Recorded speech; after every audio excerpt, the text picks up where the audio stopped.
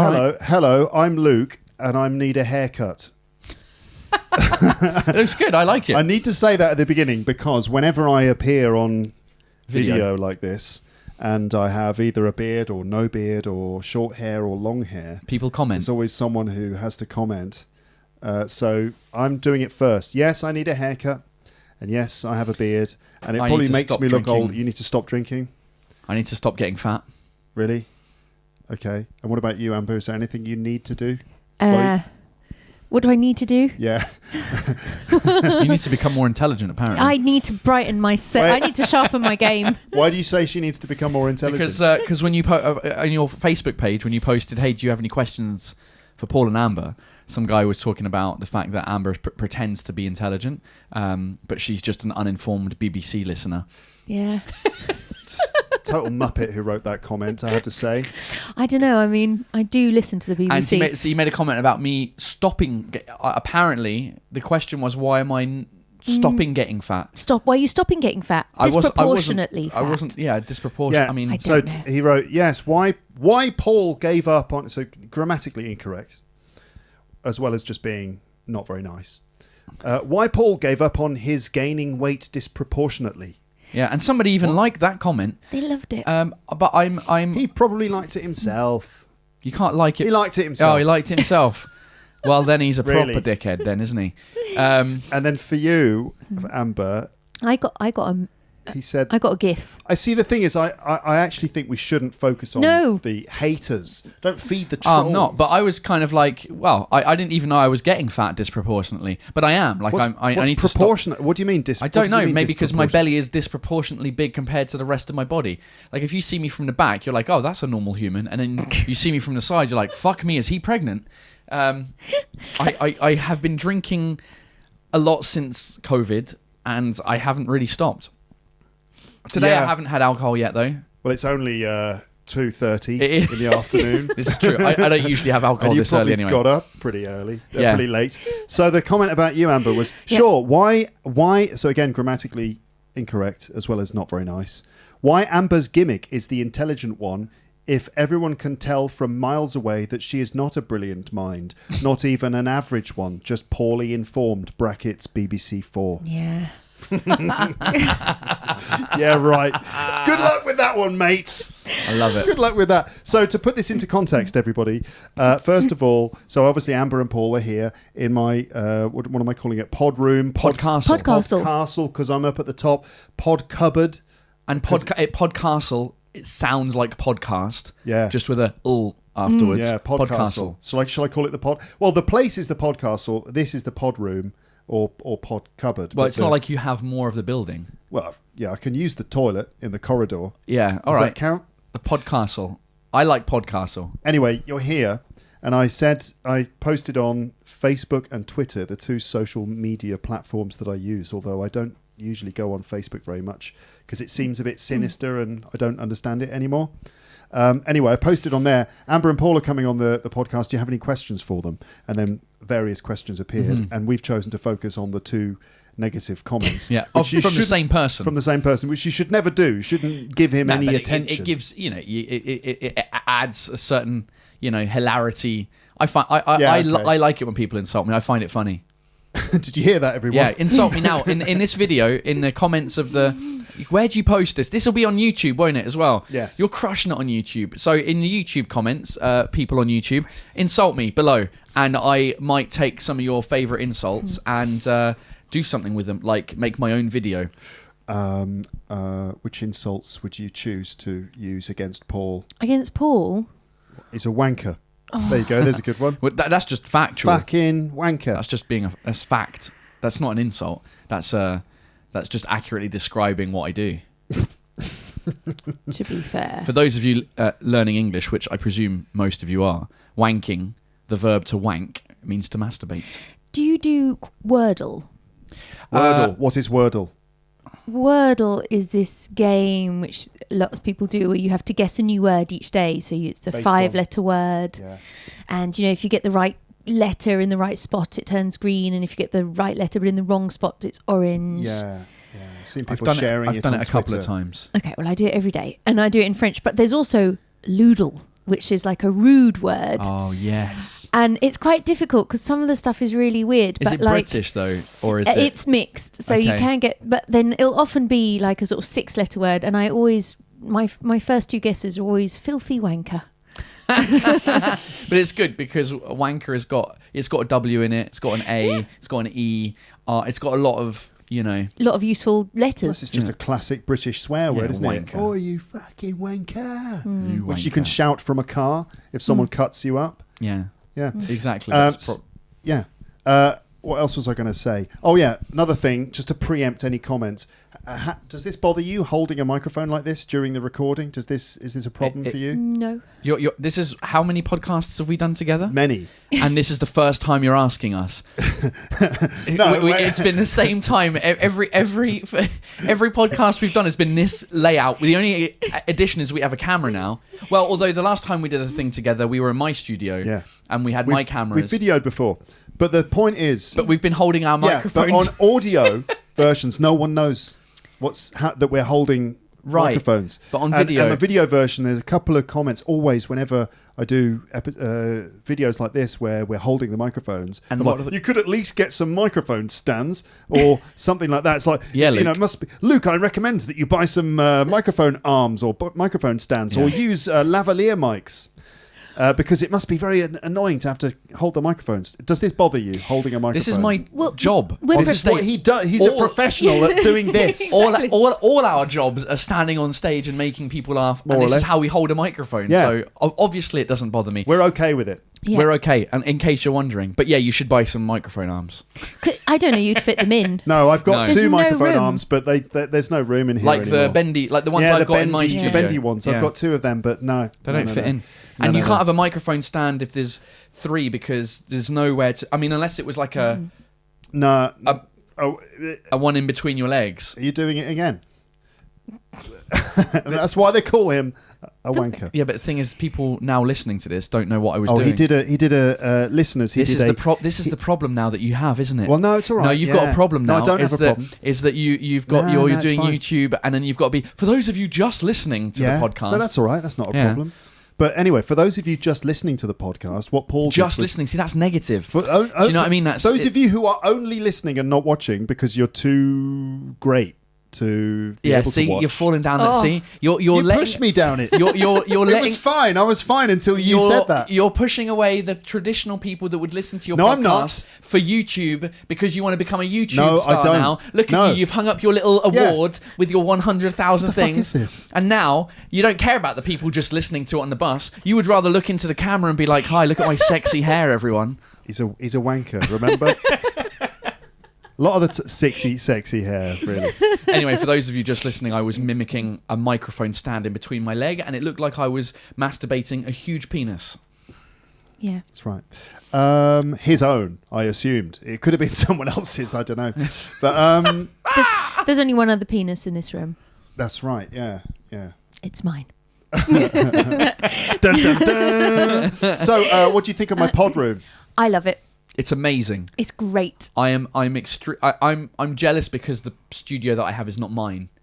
It's this space, but No, it's bigger. It's bigger. It is, but it's my producer's office, and then above it she has a loft that wasn't being used. So whenever I go there, I'm distracted by everyone that works in the office. Like I never get any work done there, and also I feel awkward recording myself and speaking loudly when there are people down the stairs because they can hear. I have this self-conscious thing, so I love it. I think it's amazing. You need your own Podcastle. I do. You should get a room next door. Is that available? Well, if that is available, I want to buy it, of course, so to make it bigger, so I can expand. Yeah.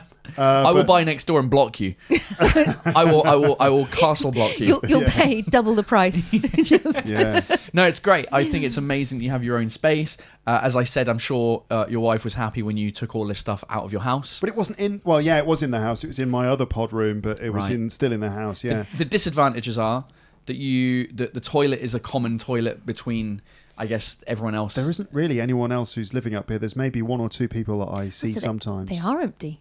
You need to move in here. It's a lot of storage. A lot of people use these rooms for storage. There's a few people living around one of the corners. Okay. As we already realised, this place could be made better with the addition of what? A kettle. Yes, I know. I'm fully aware of that. But then where would you fill it up? Is there a tap somewhere? There's a room. So there's a toilet there, and at the other end, there's a little room with a sink in it and stuff. Okay, and so I can fill up my kettle in there. Good. Yeah. So yes, I will be getting a kettle. Absolutely. Because it's quite a long way to go up and down the stairs. To get like a snack from the local supermarket. It's a bit of a trek to go to the supermarket or to go to my place. So I just tend to bring a flask with a hot drink in it. But anyway, nice to have you here. You are my first guests. Are we? In the pod room. Exciting. Yeah. Oh. It is the housewarming the Podcastle warming party. Yeah, this is it. Yeah. What else? It's good. What do you guys think? What have the people said on YouTube? People said it looks, for those that have seen it, totally fantastic and wonderful. Good. Well, it is. I haven't had any comments about it yet, but there's probably someone who's going to give me some advice about what to do with the place. Wow. But I like how you've added the little light behind me that's just behind me here. It's again, those of you just listening to the podcast, you can just open up YouTube for 2 seconds and see. Do you release them both at the same time? Yeah, okay. I do, yeah. So you can see the little light behind me. That adds a little touch. On the shelf. You see, the thing about doing video and audio is that it requires me to be descriptive. So for the audio listeners, I can say at the back there's a set of shelves, and on the top of one of them there's a little light bulb. Yeah. And it sort of gives a bit of illumination at the back of the room. It's a good contrast with the blue daylight that's coming in through here. That's the incandescent sort of yellow light. It's a good counterbalance. Good counterbalance. Yeah. I've got a light in the corner as well, which can change colour and stuff. But there you I'm go. not using that at the moment. Yeah.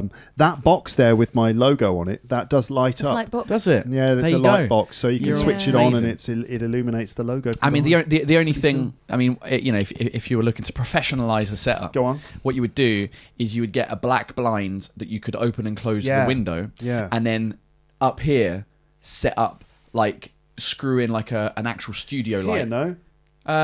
You could anywhere basically, to have a studio light so the lighting never changes, because here if it's sunny the camera will do some weird thing where it'll try and auto figure out the brightness, and then so if it gets all sunny all of a sudden the camera will be like, oh, why is it changing? What's going on? Exactly. Our eyes are amazing at adjusting, but cameras are not. Cameras struggle. And then obviously you can update the cameras, and I'm excited for you, Luke. I'm excited about this space. I'm excited for me too. This is good. And it's also big enough to have a couple of people in. Yeah. Which is great. Could probably squeeze another person in there if easily. necessary. Yeah. Especially if one of the people is Amber, because you're quite small, so it's easier to put you in a narrow. You're narrow. Yeah. It's easier to kidnap her and put her in a small space. Don't actually do that, folks. So the camera I'm using has got a sort of a fisheye lens here, which means that Amber is in the middle. I hope that I hope you're lit up enough. I don't know. I am fine. I hope think you're it's not in fine. the shade, but you're in the middle of a sort of fisheye lens, so you probably appear even smaller than you do in real life. Yeah. In fact, you should have been. Look. I'm coming closer. We should have been behind. That's it. Come further forwards. Whereas Paul and I, we are, because it's a fisheye lens, we're probably looking a bit all curved. Yeah, I look. People are going to be like, Paul, your posture's terrible. It's not the posture; it's the fisheye lens. But I mean, my posture is if I curved. Anyway, uncurve yourself. It's great to be here, Luke. Thanks so much. It's great to have you here. I'm really excited to be here, and I must admit, Luke, he always falls on his feet with the podcasting space, doesn't he? Since we've known him. Yeah. All the different spaces, your first place, and then you moved and you got another pod palace, and then now you are here in the Podcastle. Yeah. Is this your third space? In Paris? In Paris, it's my third podcasting. Well, fourth, because we did live in a place for a few months before. When I first arrived, my wife was living in a small apartment, so I came and moved in with her. But then after 3 months, we moved. Yeah. So I did have a little other place. But you've always had somewhere really nice. Yeah. Yeah, and it's always been above. It's not been in the basement. Up in the sky. Because it's very, a lot of I don't know, studios and things like that end up in basements of places. Yeah. Probably as well because of the lighting situation. I'm thinking about video studios, you can control the lighting, control the sound as well a lot more in underground. But yes, it's very, very nice. It's gorgeous, yeah. So then, as I was saying, I Right. asked the people of Twitter and Facebook if they had any questions. And of course, loads of questions. We won't be able to get through them all. I'd like to be able to try and select them. So let's see. Should we do a speed round? Just like bang, bang, bang, bang, bang, bang. Let's just try and do it kind of quickly. Okay. So, Eliav Lichter said, I look forward to hearing that episode. I just have one question. What is the most memorable moment from the podcast?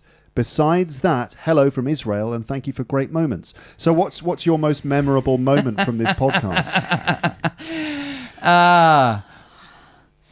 Memorable moment. I don't know. Like, I liked all the podcasts. I've always liked the lying games.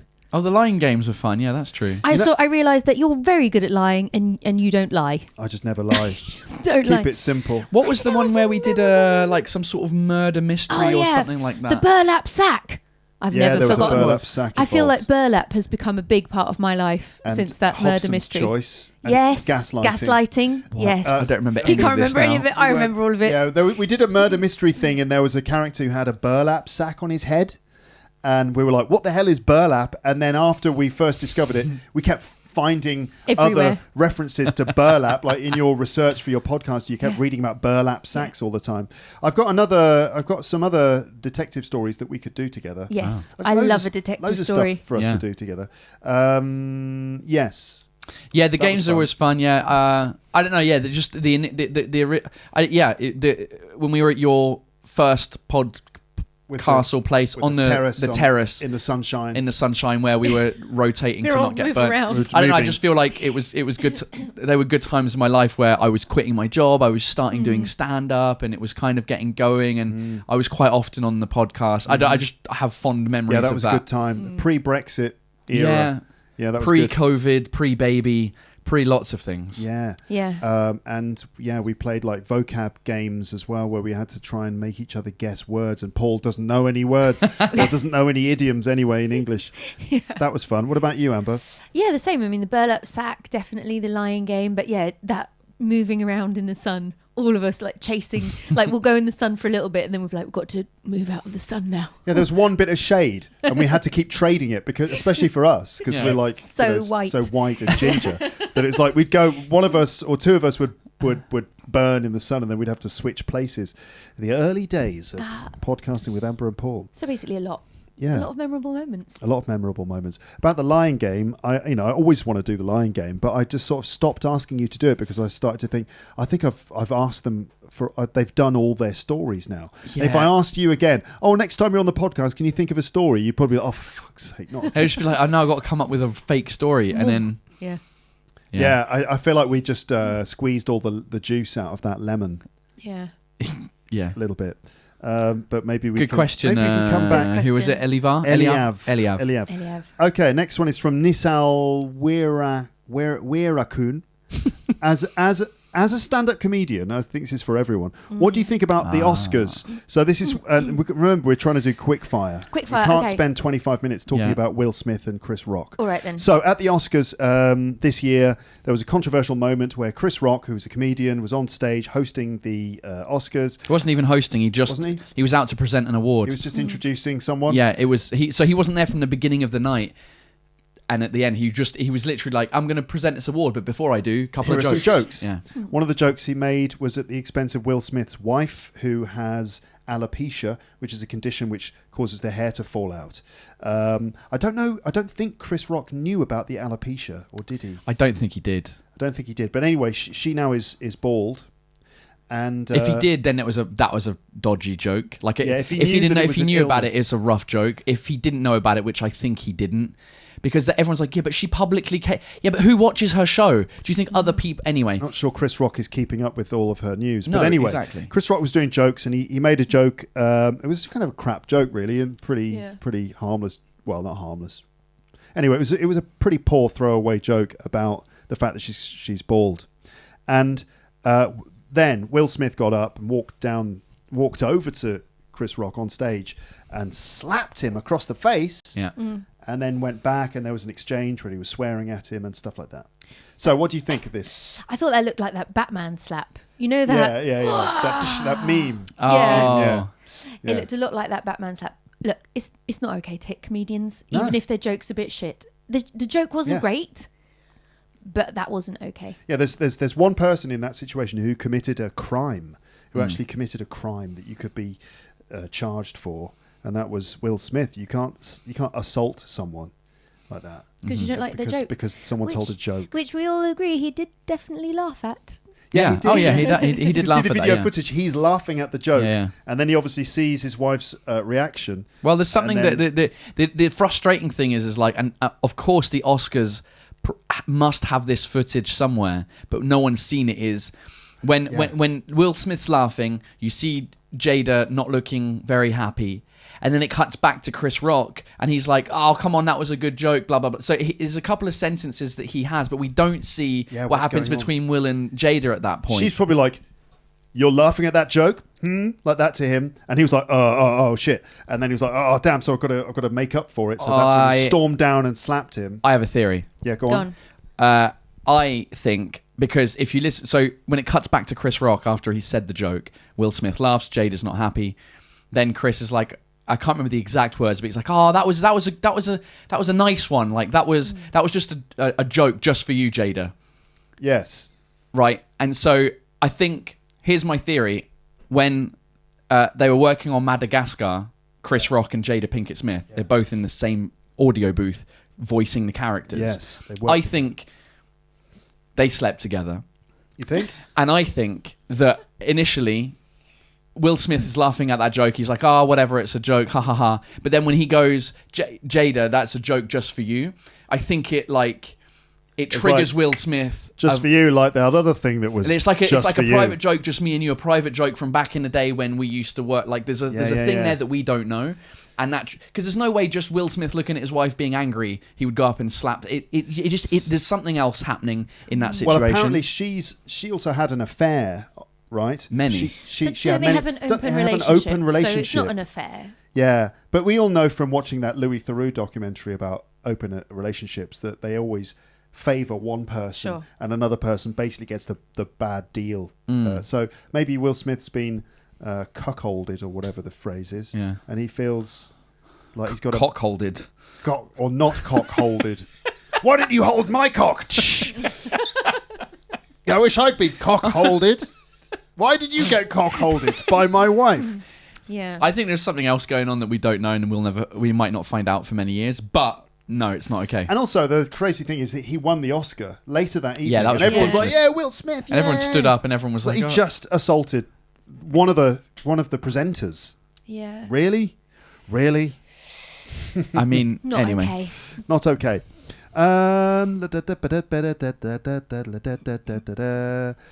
Some of these questions are too serious. All right, Rafa, can you read that? Yeah, Rafa Caparros. Oh, amazing! I've got hold on. I've got to just take a photo because one of my friends in Paris is called Marie Charlotte Caparros, and I make fun of her last name. I don't make fun of it, but I say it in the most Spanish way possible. So I need to send her that photo to be like, "Hey, Caparros." It's Caparros because that's where the O is. Rafa Caparros says, "Thank you. I have two questions. One for Amber. How do you manage to have such an incredible voice?" I don't know. I didn't think I had a very nice voice until I went on this podcast, and then lots of people were like, "Your voice is so nice." Maybe she's born with it. I was born with it. Maybe it's Maybelline. Maybe it's Maybelline. Those adverts, remember, maybe she's born with it. Maybe it's Maybelline. No, she's born with it. Yeah, it's not Maybelline. Right? It's not Maybelline. There was a long process of choosing the right model to present your products. You choose all people who are born with good looks and good hair. Exactly. It's not Maybelline. She was born with it. Yeah, it's definitely been. Anyway, you've always spoken in this accent, have you? Or it hasn't just developed? You didn't. No. You never sort of spoke like that with a London accent like that, or anything? No, I don't think so. Not especially because I was not born in London. I was born in South Africa. Yes. And so you never had the. You can do a South African accent. No, I can't even do a South African accent. You can do a South African. You can do one. Pyrotechnics. Pyrotechnics. Hello there. My name's Paul. I'm from South Africa. And I work in pyrotechnics. I work in pyrotechnics. Why pyrotechnics? I don't know. It's a phrase that I've had in my since it must have been on a TV show or something. But as a teenager, there was a period of time where that was just the word that you used to imitate South Africa. Pyrotechnics. It's a good one. It's like there are certain words that you can say that are perfect for certain accents. Like for Geordie, it's photocopier. Photocopier. Or That's amazing. That's amazing. Or a ham and cheese toasty and a pint of Stella. I'll have a ham and cheese toasty and a pint of Stella. Anyway, isn't it a chicken sandwich and a can of Coke? Chicken. That's what? Isn't that Geordie though? Also, chicken sandwich and a can of Coke. A chicken something and I can't remember. You're thinking of a beer can sandwich? Maybe. Beer can. But, anyway, so you were actually born in South Africa. So I had a bit of a South African accent. Did you really? Yes, and then everyone teased me at school. Can you say, hello, I'm Amber Minogue. Nice to meet you, in a South African accent? I was looking at Pyrotechnics South Africa to see if there was a reference to what was the hello, my name's sounds Australian. Hello, my name's Amber Minogue. No, you wouldn't say hello, you'd say g'day. G'day, guys. Anyway, so born in South Africa but never really had the accent, and I had a little bit of the accent, and then I came to England, everyone teased me, and so I kind of lost that accent, and I think I just sounded a bit like this. That's the thing, right? She got teased and bullied as a young child, and then one day, this is in the movie version of your life, you were in your bedroom, you're like, I must improve my accent in order to be accepted by my peers. Exactly. And then the next day, Amber, and then it's a montage with music of her in front of the screen, like with one of those headsets, like practicing her accent. Hello, how are you? Ka-ching! Take it to the limit. Like one of those training montage of Amber, like, lifting weights with her chin. That's exactly how it was. And then the final thing of the montage, as the music fades out, is Amber walking into a pub and going, "Can I have 2 pints of beer, please?" And then it's like because the initial thing, it starts off with her being made fun of in a pub where she's like, "Can I have 2 pints of beer, please?" I was and then the barman's like, "Yeah, an irresponsible South mother." Africa. And then she's like, "Change it. Can I have 2 pints of beer, please?" Oh no, it ends on like a sort of on a finger pressing a record button, and then the voice of me going, "Welcome to Luke's English Podcast. Today I've got Amber and Paul on the show," and then the rest is history. Yep. Same person, Rafa Caparros. For Paul, any tips for keeping the attention of an audience for longer than 45 minutes? Don't go much longer. How do you keep the attention of an audience? For stand-up, it's weird. What a weird amount of time. Like, it's weird that it's not like an hour. Clearly, Rafa is like 45 minutes, no problem. But every time he does a presentation, he's fine for 45 minutes, and then after 46 minutes, everyone's sort of like, I think I'll stop listening to Rafa now. But isn't for stand-up even an hour? Like, it's 55 minutes is kind of Apple presentations. 41 minutes. Oh, well, you see. Which is what, if you look at any visual of any iPhone on a website, or if you plug your phone into like a computer or whatever, the time is always 9:41. And it's because traditionally, when they used to release like new iPhones or whatever, or new products, the keynote starts at 9 a.m. And then when it's 9:41, it's when they go, and here's the new iPhone, and the screenshot says 9:41, and it coincides with exactly 9:41. So it's like this is what we're paying for, Amber. You realise that when we pay all that money for an iPhone, we're paying for that 9:41 slick presentation. Exactly, because I guess they realised that at 40 minutes people were getting bored, and it's like, right, 9:40, we've got to release the product. So Rafa's got a point then. 45 minutes. How do you? I don't know. You save your I mean, for comedy, you save your best bits for later on. You start with a good bit, couple of good bits, and then you can some shit bits. You can do some bits that are more stories and people blah blah blah. But after a certain amount of time, you need to have I don't know, a surprise thing. Like if you've been telling a story, there needs to be a twist in the story at 45 minutes maybe. Let's say you're telling a 1 hour story. Good twist at 45 minutes means that people are like, oh, it's not over yet. There's a dun, dun, dun. twist in the story. Right. Yeah. How do you keep the attention of an audience? Because your intros for episodes are about 45 minutes long, aren't they? Who says I do keep the attention of the audience? I think, as I've said many times, I get the feeling that at the end of my episodes, it's just skeletons with headphones on. Yeah, the catacombs are It's listening. just like skeletons, just, like people just in listening positions like that. Listening positions. Skeletons like this. I don't know. I just think that I'm just always fascinating and compelling. I think it's the only reason. It's just I'm just born with it. Maybe it's Maybelline. Maybe it's Maybelline. Should we have another question? Yeah, it's a good question. Go for it. Oh yeah, I had a funny one on Facebook. Go on. It was like I wrote on Facebook. Okay, so do you have any questions for Amber and Paul? I'm doing a podcast with them tomorrow. Did anyone say who's Amber and Paul? Someone just wrote who he is. Who he is. Like, clearly, you're not a long-term Lepster. I've got Amber and Paul on the podcast tomorrow. Do you have any questions for them? Yes. Who he is. Who he is. Amber and Paul. It's what maybe in their country that's how they determine first name and last name. It's Lucan Thompson. Yeah. And so somebody thought Amber was a first name and Paul was the last name. Or even if it was like, so, I'm going to talk to Amber and Paul on the podcast. Who he is! Even then, even if it is one person, it's not who he is. Who he is. Fatty book. Zor Naing U from the Asian Paragon School of English said, I wish Amber had the lion's share of the podcast. Thank you, Luke. Thank you. Should we just have a break and let Amber do the talking? I'm going to go to the toilet. Yeah. I'm just going to talk for the The rest. lion's share. Nice. That's a nice expression. Nice bit of You see, vocab That's there. a nice expression. Yeah, you know why? Because you two- Zor goes to the Asian Paragon School of English. Oh. Little free promo there for you. Oh, very nice. Leo L. Ellen Krug, who's a top fan, said, please make a very long episode, more than 2 hours. Thanks and cheers. He's one of those skeletons with headphones.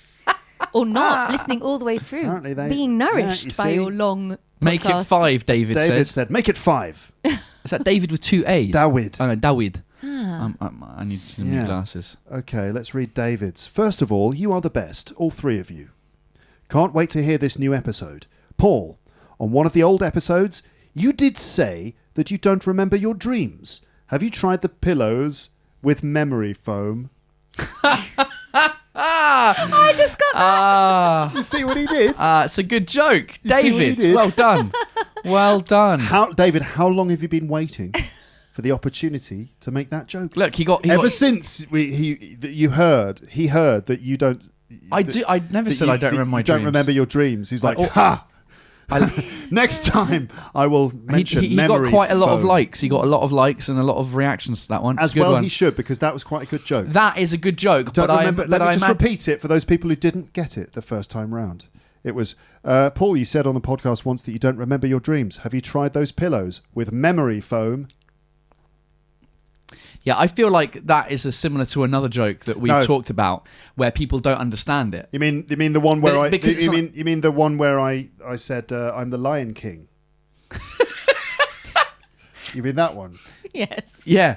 Or you mean the one I said when I said why there are no aspirins in the jungle because the parrots eat them all? Yeah, that was a good that's joke. a good one. So you mean that one? No, I was referring to the one where when you're on stage, Oh yeah. you start your show. I like to tell you about my background. That's a good joke. It's blue with the word Pan Am written on it. No one understands that joke, and it's one of those memory foam. It's a joke because it's just I feel like a lot of people won't understand that, but it's good. No. This is how you get better at language, as you understand jokes like that. Yes, I think so. Do you think I should continue to do the background joke? So listeners, the background joke goes, I go on stage and I say, hello everyone, I'm Luke. I'd just like to start by telling you a few things about my background. And hilariously, they all think I'm going to talk about my past. Where in fact, I then describe the background behind me. I say there's a kind of a brick wall with a sign on it. And no one ever laughs. And no one ever gets it. No one ever gets it, but... Apart from English speakers. People like it. always come up to me, like friends and stuff. They're like, oh, that background joke you do, I love that joke. And I'm like, oh, really? Oh, maybe I'll do it again. Yeah, and then I do it again, and it's because it's nothing. They're not English speakers. That's the problem. You used to have a funny joke about Harry. The British Harry. Batman. Yeah. He should be the British. Prince Harry should be the British Batman. He's got, what is it? He's got lots of money. He's got military training, military background, and he's running from a dark secret about his father. So you have to know the rumour that... Wait, hold on. Does Bruce Wayne have military background? Well, he's got training. Does he? Well, he's got special skills. You're not seeing Batman Begins? You didn't see how Batman began? Don't you remember? There was Liam Neeson was involved. It wasn't military. It was like some monks in China or military something. Monks. It was Liam Neeson.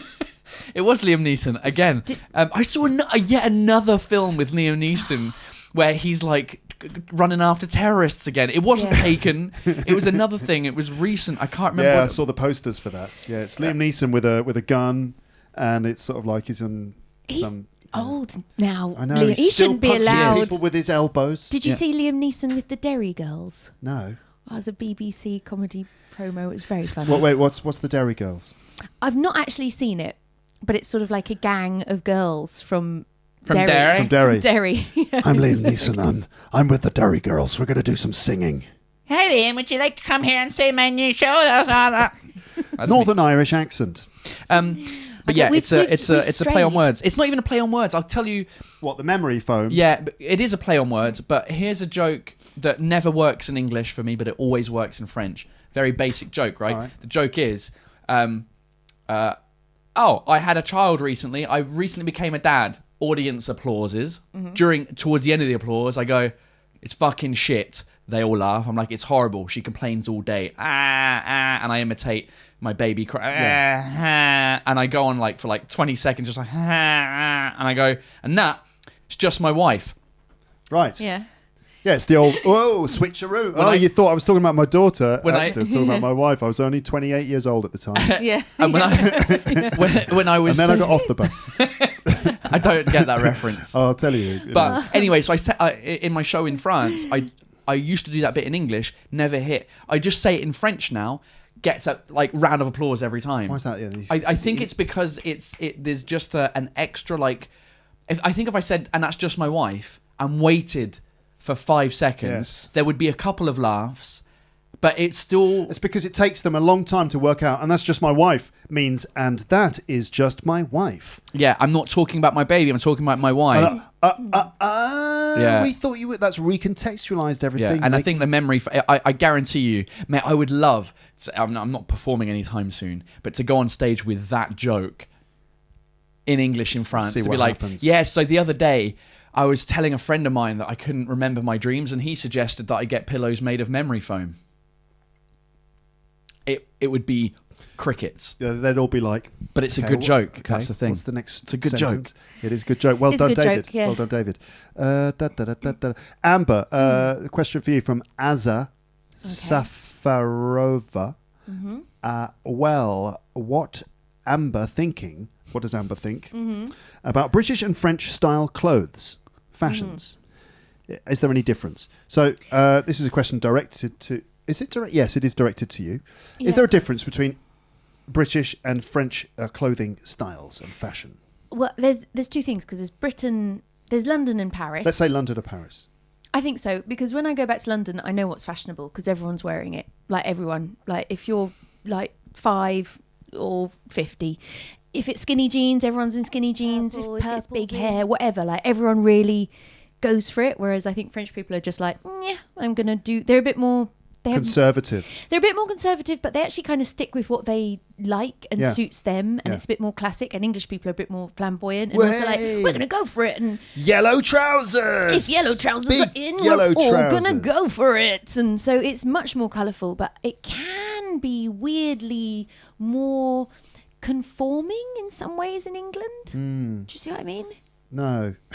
Well, it's like, okay, so skinny jeans, they don't suit everyone. Right. But when they were really in, everyone in England wore them. And I remember going back to Brighton, and my sister's flatmate was wearing them. And I was like, she's got an enormous belly. She's like, She should not be wearing skinny jeans. She should not be wearing skinny jeans. She should be wearing fat jeans. She should be wearing fat jeans. And she was kind of spilling over the jeans, and but like in this remarkable way, to the point that I remarked. And my sister said, done. well, there's a word for it. It's a muffin top. You know, she's spilling over the top. Vocab hunters, the muffin top is arguably, is it a nice phrase? Or? No, of course it's not. I don't think so. I mean, unless When a you're person's- sexually into people with muffin tops, it's not positive at all. not, is it? I've got full on muffin tops It's everywhere. like, listeners, viewers, it's when someone is a bit fat and their flesh sort of pokes out over the top of their trousers, forming like the profile of a muffin. If you look at a muffin, it's got like the sort of muffin holder thing. Yeah. Spills over the top. And then the muffin kind of goes over the top with a sound effect. Yeah. Like that. But like you, but no, it's but Could the also thing be is, a podcast microphone. Yeah. I suppose so. Because if you look at these, it's like It goes up. you're skinny and then fat. And then Yeah. Anyway, But it doesn't matter. No. It's more just like if you have found something that works for you, I feel in Paris people can just be like, oh, skinny jeans are not for me. I'm just going to work with what works with me. Whereas I think in England, a lot of people they'll throw themselves into fashion, even if it's not necessarily So as forgiving. fashion trends, people tend to follow fashion trends more, even though those in the UK, but those trends might be a little bit more flamboyant than they are in Paris, where people tend to A bit more classic. Yes, we're a bit classic, more. We're a bit more colourful in London. Yeah. Way more colourful. In Paris, it's black, grey, dark blue, brown, Yes. Stripes. and stripes. Not Horizontal. It's rare to see like flashy colours in Paris. Yeah, it's true. Yeah. Yes, there you go. That's the answer to your question. Yeah. Do you believe in relative truth or absolute truth? I don't even know what that means. We believe in absolute truth. Relative truth means, well, there's one truth for me and one truth for Yeah, but you. I mean, No truth is right and no. I mean, they're both right. I mean, Yeah, there's but- relative and Yeah, you but know, some things are just absolutely true, clearly. right? Like 1 and 1 is 2. You can't dispute that. It's not just, oh, well, unless you're Yeah, but is that more? I mean, 1 and 1 is 2. That feels like that's not. But if you're like back in the day when Donald Trump was all over the news and he'd be like, oh, this is fake news. It's fake news. That's a bit more debatable because you could be like, well, it's not 1 and 1 and 2. It's like, oh, this news channel is saying this thing. This other news channel is saying the other thing. Like, what would that be? Relative truth? That's relative truth. Okay. But if he's saying, I had unprecedented numbers at one of my speeches, and it's like, 250 million. Some people are saying 300 million. such a good invitation. Some people are saying that. Some people I know who believe me, I know numbers. I know people who know numbers. Okay, I've got no eyes. I have no eyes at all. And then other people are like, no. We looked at the pictures and we actually counted or got an average, and there was definitely less. But then some people are like, oh, those pictures are photoshopped. Yeah, but that's still not relative truth. Just because some people disagree doesn't mean that then, okay, fine. Just because you can be true and our version is true as well.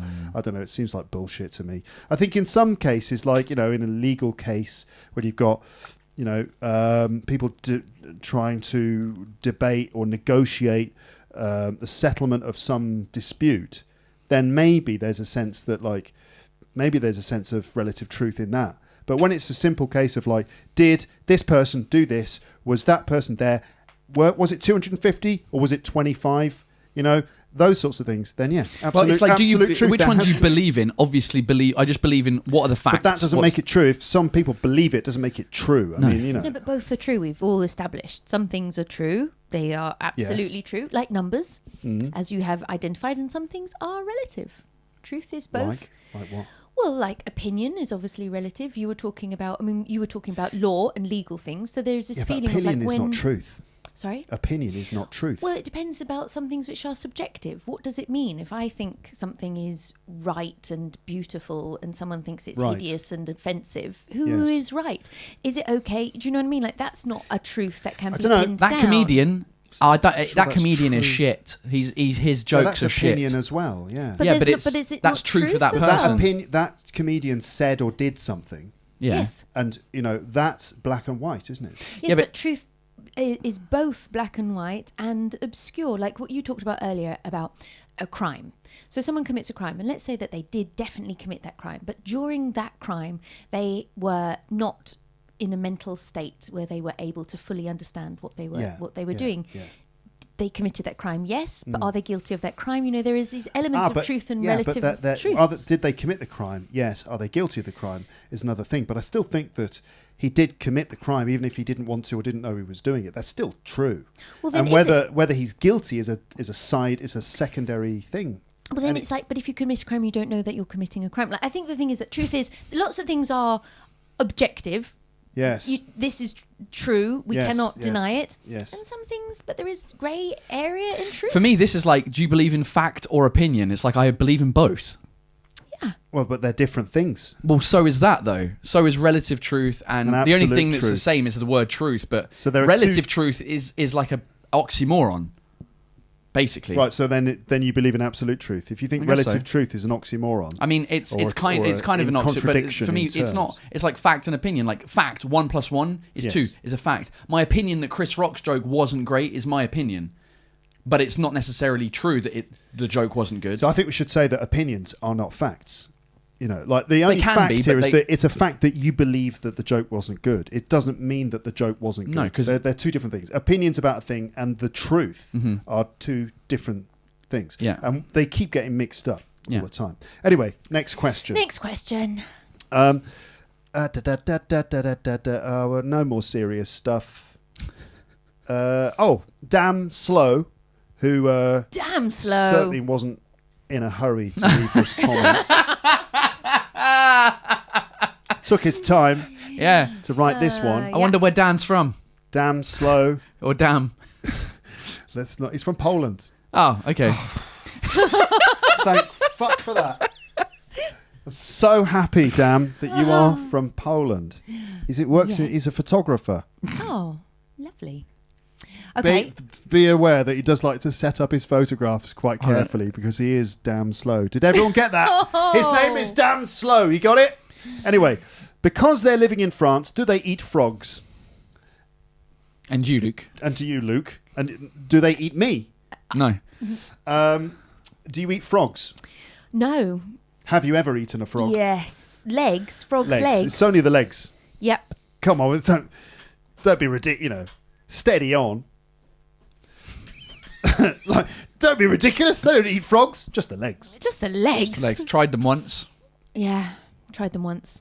No. No. There's too much bone for the meat. The bone to meat ratio is not very good, is it? I mean, already chicken wings annoy me. Yeah. The fact that there's too much bone, like it's too hard. Like unless you're using genetically modified chickens that have got that, like in America where the chicken wings are massive and you've got a lot of meat. If you buy a chicken from an organic chicken at the supermarket here, there's hardly any wing. By the time you've cooked the chicken, the wing's dried up. Yeah. Anyway, similar thing for frogs' legs. Yeah. For me, the meat to bone ratio is just not unsatisfying. Yeah. Have you tried them? Yeah, I've tried them. Yeah. I mean, I used to do some stand up about frogs' legs. It's basically, tastes like chicken, doesn't it? Yeah, everyone, tastes like chicken. Yeah, well, why bother to eat your chicken in frog form? Yeah. If they taste like chicken, just eat a chicken. Just eat a chicken. It's like, I don't know why you're eating your chicken in the form of tiny little frog legs. Yeah. This is like the most inconvenient thing ever. Yeah. Also, what happens to the rest of the frog? Discarded these poor... I don't know. Poor legless frogs in wheelchairs all over the place. I don't know. Yeah, little frogs just crawling around. It's bad. It's terrible. But no, we have tried frogs. Damn. We've tried frogs, and no need to do that more. Yeah. Do you know what? The frogs, when they don't have their legs anymore, they're damn slow. There we go. Okay. There we go. Okay. Consuela. No, don't do it. No? Which school of philosophy suits you best? No. And then no, wait, she adds.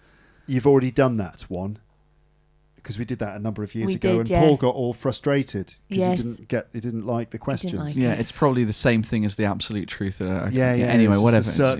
Go on. If you could change one thing about your life, what would you change? What would you change, Luke? What would I change? If I could change one thing about my life, what would I change? Better at French, please. Oh, I mean, obviously, I can actually change that. I mean, you could. You'd have to do some work. I'd have to boring. not do this. And There's not do enough time. I wish I could read a book. That's it. I wish I could read a book. No, I wish I could read a book without falling asleep.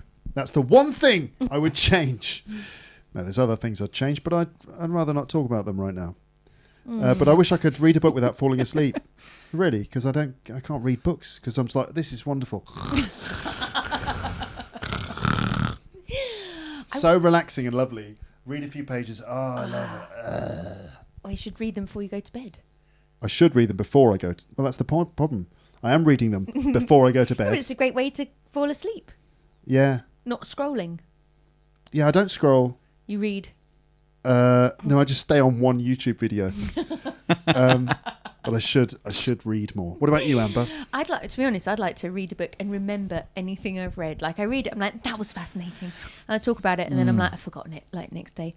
Yeah. Remember. Do you know what I'd like to change? I've got a cat, and I'd like to change your cat. I'd like her to be a bit more friendly. She's not a very friendly cat. Cats.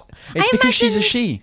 You should have got a male cat. Oh, I imagined having a cat and stroking it. Yeah, the male cats. It's known that female cats are miserable bitches. Wait, why do not male friendly. cats don't want to be stroked? I don't know. There's something.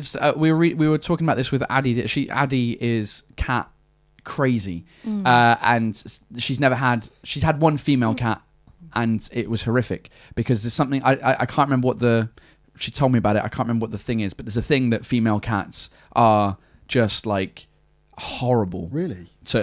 But male cats are chill. Like they just hang out and I they can hear people getting ready. Yeah, they're getting ready. Some people blowing off some cat lovers are... Yeah, baby lovers and cat lovers, they're all coming for me. Female cat lovers are now jumping into the comment section, hurtling towards the comment section. Yeah, I'd like a more friendly cat. Okay. I'd like her to be a bit less likely to attack me.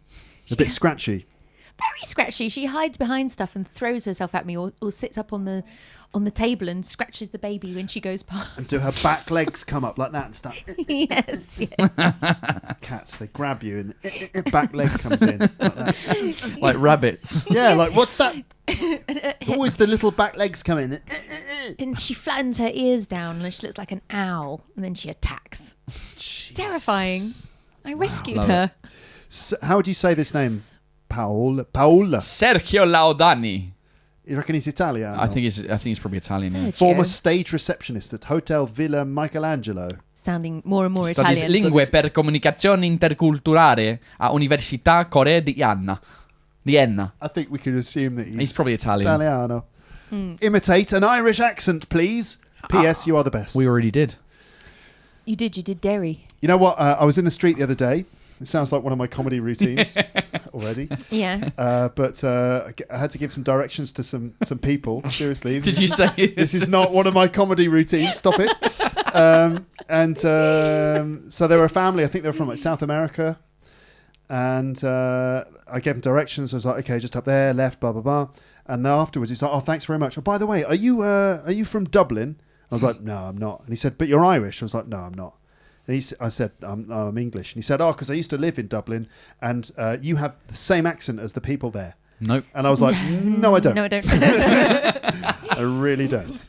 Not at all, but thank you. I was like, thanks. I didn't say no. I was just like, oh, really? Okay, bye. I was just like, no, I definitely don't have an Irish accent. Unless you were just putting on an Irish accent. Unless you were you were like, hello there. I'll tell you what you're going to need to do here is... You take a right there. You take a right there and take a left there. At the end of the rainbow, where there's a big pot of gold, you turn left at the leprechaun. I'm sorry, Irish people. You pick up a pint of Guinness while you're there. I'm so sorry, everybody. Yeah. Fucking 80 miles an hour. Now, what do you have to do now here now? So you do now. How you do 1 hour in the Porsche, or? Hi now, Brian. Kai, say you are now. How you are now? That's okay. There you go. It's lucky that Irish people are white and we can do this because it's not racist. Because if you do a Jamaican accent or whatever, then no. If you do a Chinese accent, an African Indian accent, so we can't do it anymore. No, that's right. Back in the good old days, you could. No. anytime anyone has ever done a Jamaican accent in comedy, it's always been awful. Very terrible. Very awful. For Amber, said Hong Ngok Do. Amber, can you please give us another art tour like the Louvre last time, please? Maybe on your own podcast. Maybe. We should do another art tour. Yes, please. It's the only way I'll get Paul into a museum. It's true. What museum? Orsay. Should we do Orsay next one? We could do Orsay, or we could do any of them. We could do any. Have you been to any of them? I've been to Orsay. What? We don't need to go there. We could I've go been to somewhere else. the Rodin. Oh, good. Yeah. Rodin. Yeah, I like Rodin? that. That's one of my favourites. Rodin, the thinker. You're imitating the skeletons of your podcast. I was imitating people listening Bruce to your Forsyth, podcast. actually. That's it. Isn't that Bruce Forsyth? That is Bruce Forsyth, yes. What other museums are there? There's the Orangerie. Okay, is that not just an orange? What's in the Orangerie? You've got Monet's Water Lilies, you've got a bit of Picasso, Cézanne, Renoir, Let's do it. Matisse. Yeah, sounds good to me. It's small. Yes. That's But ideal. Nice We'll and have small. to whisper during the thing. Because the Louvre, we could talk. Oh, yeah. We could talk at this But in volume. the It was fine. Orangerie. The Why is it called Orangerie? the Orangerie? It used to be an orangerie. It 'Cause used to there have used to be orange trees. It's oranges. like a greenhouse. Ah. Oh, an orange tree place. Like a greenhouse, not a greenhouse. What do we call an orange house? Okay, An so orange what do we house. call it? So for apples we have orchards. Yes. What do we have for oranges? We in don't, English? 'cause we don't grow them, do we? In England, we don't grow oranges. Yeah, but they grow them in English-speaking countries like the US. What do they call it? Oh God. Oh, come on, English teacher. We're here to learn English for this podcast, and you don't know the answer. You've got to look it up on Google. Grove? Isn't it an orange grove? Oh, you might be onto something, Amber. Well done. Well done. Orange Grove. Yeah, but... Luke, you get on word reference. It's not complicated. All right. Just throw me a freaking bone here. You do it then, Paul. I'm on it. Orangerie. I'm on it or I'm on it? I'm on it. I'm on it. Okay, so apparently we can say an orangery. Oh. But we can also say Orange Grove. 200 points for Amber Minogue. Yes, Orange Grove. It's useful having Amber. Which brings us to the next question. Amber, have you ever considered becoming a teacher or educator because you know better English than Luke? Because you have a very pleasant voice. Because I've got a pleasant voice. I am a teacher. On Wednesdays, I teach children. I don't think they like my voice. I spend a lot of time shouting at them. Shut up! Have you watched Is it iZombie? Have you seen it on Netflix? No, I haven't. Oh, it's not great, but I kind of love it. But I learned a teaching technique there. Yeah. You have to be like, you say to the children, "Quiet, coyote," and then they have to have their mouths shut, their ears open, and then I do this. Eyes. Eyes. Look at me. Eyes.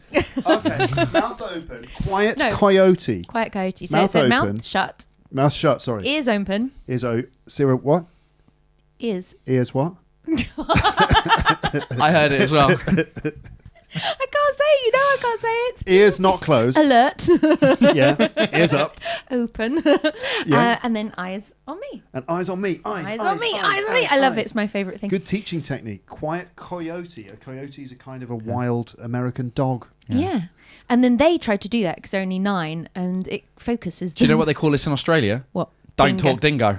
Don't talk dingo. Talk dingo, mate. Do they? Yeah. What do you mean, don't talk dingo? Well, instead of a quiet coyote, they call it don't talk dingo. Don't talk dingo. Okay, because he's a dingo who doesn't talk, mate. Yeah. So they call him a don't talk dingo. Because I remember having a discussion about this with an American and Australian friend who you've both met, Oscar and Josh, who were at the wedding. And we both fail to remember anyone we there met. was one American guy wedding. and one, but you might not have. But yeah, there was one American guy with his and one Australian beard, ginger beard. Okay. Anyway, the discussion with them, we talked about this thing at Quiet Coyote. I don't know why, because when we were doing training sessions at Apple, there was some person, like a manager at one of the stores, who would do this, and we were like, "What?" And I was like, "What the hell is that?" And Oscar was like, "Oh, it's this thing we do in America in school called Quiet Coyote." And I was like, "Oh, D." In Australia. And then Josh was like, "Oh, we call it Don't Talk Dingo." I was like, "Of course you do. Of course you call it Don't Talk Dingo." So that what do we call it? Like in English, what would it like? Well, it'd have to be something really dog. sort of boring, like a dog or maybe a badger. Yeah, like a Built up badger. belt up badger. belt up. Put a belt on it. Shut up. Shut the fuck up, squirrel. There you go. So Amber does work in education. Yeah. Okay. Elias Bia. I really like Paul's sense of humour. Oh, thanks. I've seen all the episodes of What the Fuck France. And one stand-up comedy, Franglais. They are super funny. Oh, thanks, Elias. Keep up the good work, Paul. My question for you is it true that comedians offstage are generally loners and fairly quiet? So is it true, this thing that people always say, that comedians were all sort of like dark and a bit depressed and a bit messed up mentally and quiet and... Well, I wouldn't. He didn't mention it about being depressed. No, and I'm stuff. adding that. You're adding that. But I will say that a lot of people that I've spoken to who are comedians or in general, like in the entertainment industry or in the public eye, are sometimes quite shy, which is surprising to people because we get on stage and talk to thousands of people sometimes and make thousands of people laugh. But in real life, yeah, there's like even before being recognized in public, I would be shy going to a house party. I'd feel awkward. Like I wouldn't go and introduce myself. I'd just be very socially awkward and have like social anxiety. Mm-hmm. And now it's compounded now because people recognize me in the street. Right. So it's kind of weird. Like yesterday, because it was a public holiday in France, we were walking along the south bank of the Seine with some English friends that came over to visit us, and yeah, it's like it felt like I was like, I have to kind of be on stage because I could see people, like some people stop me, some people ask for photos, and it was kind of like I feel like I can't be like a gremlin, which I just want to run away from it, but you know. In public, it's a bit more complicated, so I have to be hello, everybody. Yeah. Yes, it's me, the famous Paul Taylor. Whereas inside, you're like, screw it, fuck off, everyone. I just want to go home. Yeah. Well, I was crossing the street, and some guy, I was walking like with Louise, my girl, across the street, and some guy in his car who was like, she was a bit slow because you know little kids. She's 3. Don't walk. So we were walking slowly, and the guy shouted out of the window of his car. He goes, "Hey, Paul Taylor!" And I went into like stage mode. I was like, "Oh, hello!" Like instead of, I think he said Paul Taylor like in French. So I could have said bonjour, but I was like, "Oh, hello." He's like, j'aime ce que tu fais. I'm like, thanks, mate. Thanks very much. I'm just trying to keep my daughter alive on this road. You know? Yeah. But is it true, though? Are comedians quieter? I mean, we're talking about relative truth here or absolute truth? Because...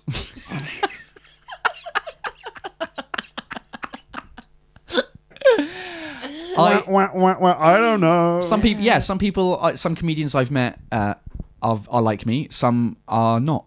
So it depends. It depends. I think that it's just that comedians have to reveal parts of themselves. It's a very personalised thing where you're having to, you know, what's the word for it? Expose yourself to some extent on stage, and it's very personal. And finding comedy, it's about exploring the darker areas that people don't often talk about and think about. But I don't think we're more screwed up than any other people. There's that joke, that book there, Robin Ince, I'm a Joke, and So Are You. Oh, yeah. That explores the entire topic of this. So can you just grab it? Yeah. I'll put it, for those of you watching on YouTube, I'll put it front and centre. So there you go, everybody. So who wrote that? Elias. Read this book. It'll sort of break down the whole thing for you. Did you see Elias or Elias? Oh, it could be Elias. Clearly, I say Elias. I mean, but in English we say Elias. Do we? Yeah. I didn't even know it was a name that existed in the English-speaking world. Elias, yeah. It's like Eli, Elias. And then in French they say Elias. Okay. All right. Whoop-de-doo, Amber, well done. No, but it's just because it's like about word stress. Okay. Are you correcting my English? No. Are you mugging me off on my podcast? Are you mugging me off? That's twice now. Grove. What? You didn't know. I was like, for apples we have orchards. What do we have for oranges? She's like and you were like, she's like subtly mugging me off. Yeah, she's gonna create Amber's English podcast and steal half of your audience. No, I'm just saying that prefer her voice. Elias is quite a popular name here in France. Okay. And I remember being surprised when What's people his last name? pronounced it Elias instead of Elias. And it's unusual name in England. What about people from Tanzania? Because he's from Tanzania. I don't know. Or Tanzania. Tanzania. I mean, Tanzania. or Tanzania. Tanzania. Why don't we say Tanzania? Because we say we say Australia and we say I think we should Malaysia say and we say Tanzania. Yeah. Tanzania. everything that ends in IA is like is Tanzania. Canada. No, Canada. No, but IA at the end. Right. I know, but I like Canada. Anyway, We don't say Elias or Malaysia. Elias. How do we pronounce your name? Maria Colombo. Elias had a question. Elias had a question for Amber. Okay. Because you know so much about films. My question is: are children who act in R-rated movies allowed to watch the film when it's done? And finally, okay. Great question.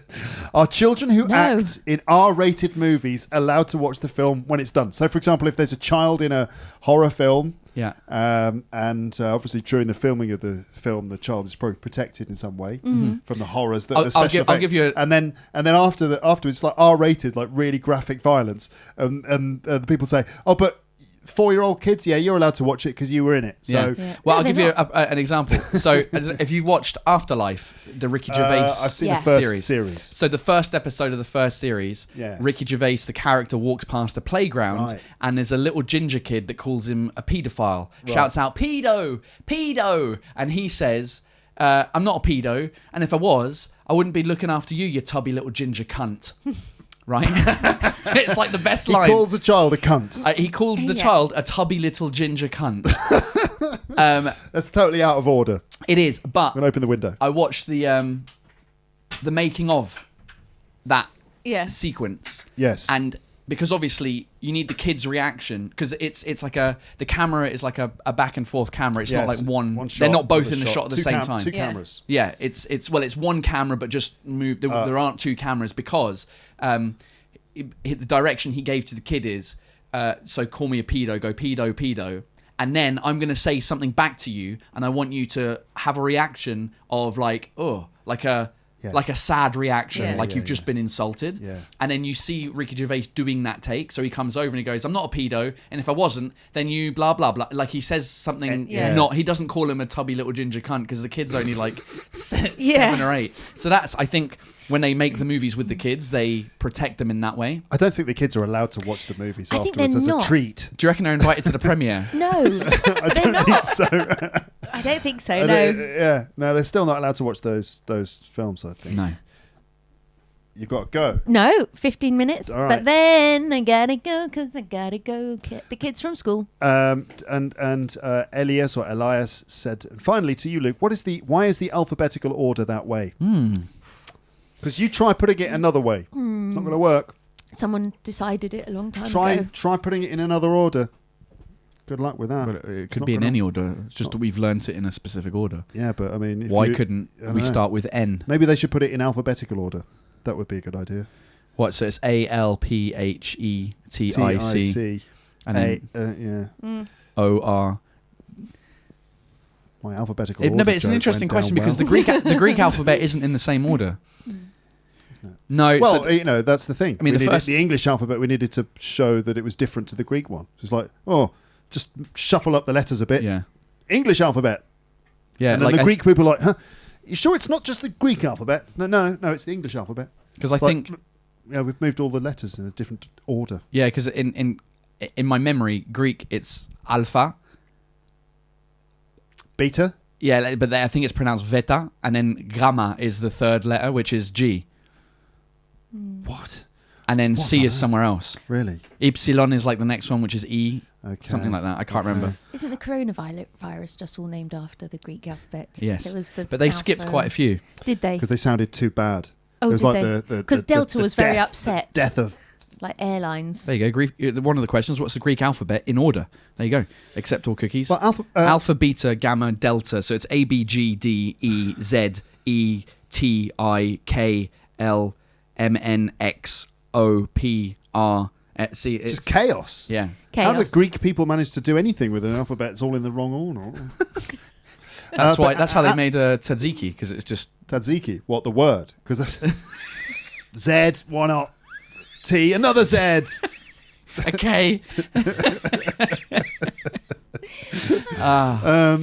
We love you, Greek. Greece. Amber, then. So don't you know why the alphabet's in that order? I mean, Since it's not the you know English. everything. Well, I mean, I know nothing, but it's it's Latin. So ask them. No, isn't it the Latin? Yeah, alphabet? I'll just speak to my Latin friend, Who was Speak the to the Italian? Latin Who was the friends. Italian guy that we had before? Ask him. Sergio. Yeah, just Sergio. ask Sergio. Who knows? Right, Gang Lu. Oh, that's his Gangloo. name. Sorry, That's his Yeah. name. Gang Lu. It's not a group of them. All. Gang New. It's not like a whole You. group of people all asking at the same time. Yeah, Gang Lu. You see, gang. I thought it was a nickname for your gang of people, like you. Gang you- Lu. Yeah, Gang like Luke. you call Luke's your gang. Yo, the Luke Yeah, crew. gang, You're the gang gangs Lou. Lou. Yeah, me too. I was like, is that the name that we have? In China, they're called Gang Lu. Gang Lou. Anyway, Yeah. Gang Lu said, "What is the difference between do you have and have you?" Oh. I can answer this one, but Paul. Oh, I would like to maybe come up with a theory. Go Okay, on so then. do Go you, on then. what's the question? Do you have and have you? Okay, do you have any chickens? Have you any chickens? Do you have an iPhone? Have you an iPhone? Okay, no. Have you an iPhone? Maybe is grammatically correct. Is it grammatically correct? Have you? But then you would say, have you seen my iPhone? You wouldn't say, do you have seen my iPhone? Do you is a question. Do you like cheese? I've been to the shops. Have you? I don't know. Well, have you you's a used- question as well. But I mean, it's like, do you have something, or do you want this, or do Here's you the do thing, it? right? Tell us. So when making that question, you need an auxiliary verb, right, to begin the question. Do you have? Yeah. Have is the Right. auxiliary Now, verb. if we use have you, have is the auxiliary verb, so that's not finished. It's not complete. It's The not- question is wrong. The question is misleading. It should be. So have you an iPhone? I mean, That's a bit posh, isn't it? people don't really do that anymore. They don't say that anymore, do they? But you would say, have you seen my Have you? iPhone? Yeah, have you seen? Yeah, so. So you need. But, so it's but not you finished. need yeah. you need a main verb in there. So actually, it's have you got? Have you got an Have iPhone? you got and do you have are the same. Oh. It's same meaning, exactly Yeah. the same meaning. Everything's the same. It's just two ways of saying the same thing. Do you have and have you got? Have you got is maybe more familiar. Is it more English? Got. Have you got an iPhone? Well, I say got. You There's say a- got. I'm trying to imitate the Queen. Maybe. She wouldn't say, have you got an iPhone? She'd say, do you have an iPhone? Do you have an iPhone? Yeah. Do you have an iPhone? Have you got an iPhone? No, have you got sounds more Oh, less Yeah, posh. true. It sounds a bit more colloquial. I Yeah. heard when you're trying to sound like the Queen, it was some of those things, and they're teaching them to be in the Queen, Olivia Colman and all this. Yes. When it said yes, Yes, exactly, ear, you heard ears. it too, and I was like, Yes. that is amazing. So, Yes, yeah. listeners, If you viewers. So Amber's talking about how for the people the actors who were going to be playing members of the royal family in the TV series The Crown, they had to train. They had to learn how to speak like super poshos, and one of the key ways of doing it is the word yes. You say it like the word ears, Yeah. ears, Is. ears. Is. Do you- Ask me a do you question. have you got? No. Do you have the time? Is. Yes, it's just coming up to Is. 20 to 4. Is. Yes. That's really Yes. good. Such a good tip. Is. It's really good. But there's those other language tricks like that, where it's if you want to have an accent Yeah. and you say like this sentence, like in your normal accent, Yeah, but yeah, it sounds yeah. like an Australian accent saying Yeah. something different. Do you know? Well, it's like you can do the thing which is beer can sandwich, as we said before. Beer, Beer- oh yeah, like beer drink, can sandwich. can, Yeah. beer can sandwich is how you say bacon sandwich in a sort of Bacon. Jamaican accent. Beer Beer can. can Yeah. sandwich. Beer can Exactly. sandwich. Um, Speaking of accents, yeah. have you, either of you, watched Inventing Anna? Yeah. No. Does her accent not make you want to stab people? I kind of love it. Do you? Because she's Oh. bonkers, but she's so funny. She is, but her accent drives amazing. me nuts. What is her accent? She's an American actress, and she's trying to do like a mix of a German and a Russian accent, because she's in the story she's born in Russia, but she moved to Germany. So in theory, she would have a proper German accent. Yes. I don't know what her actual real accent in real life is, Anna, because she's a real person. Yeah, well, she's pretending to be German, so she's actually, I believe, Russian, but she's pretending to be No, but she German, but moved- she's been living in America. Yeah, but so the accent, because I'm obsessed with accents, so I found it really hard to watch, because I'm like, this is an American person just doing a general.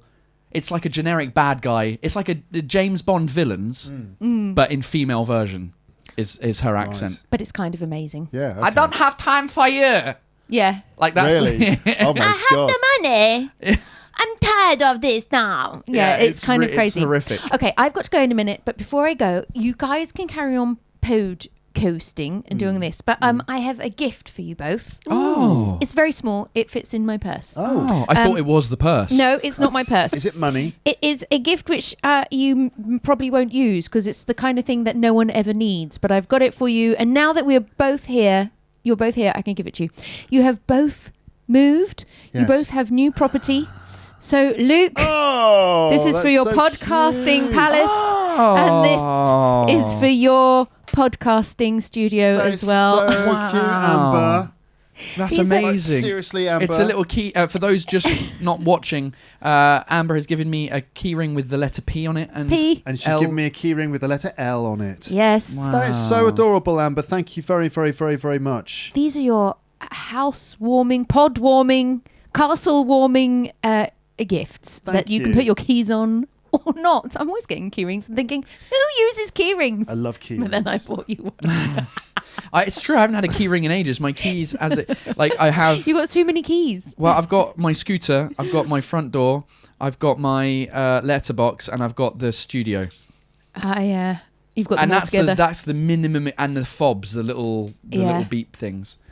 I hate keys so much. Like I don't know. You hate keys? It's not that I hate keys. It's I hate the feeling of them in my pocket. Do you have keys? Do you have keys in your pocket right now? No, I took them out. What's your key ring situation? My key ring is terrible. Yeah, show us your keys. Oh, you've got a key ring at I've least. got a massive bunch of keys. Oh, let's see the keys. Go on. How many keys have you got? Look at that massive bunch of keys, eh? I don't. Let's have a look. Right. Let's have a look. So I reckon you got some. You've obviously got the key to here. Yeah. You've got the key to your house. Yeah. Those Got mini two electronic two fobs little for the two two little buildings. fobs. That looks like a post box. No, that's a key. That's a ring. Let's get some more of this key ring action on the microphone. Okay, go Sounds amazing. And you letterbox. on. And I've got lots of other little things for letterboxes and other little doors. Yeah, you've got a and lot of things. keys. Plus Not, I've got- it's still not out of control though. I've got a little 50 yen coin there as well on my little Japanese 50 yen coin on my. How many key keys ring do you too. have, Amber? I don't you- have. No, I don't have many keys. But look what I also have. Oh, you've got the. Oh, you've got the amber one. It Hey, says hold on. A for We can amber. have the PodPals. The P. Hold on. PAL.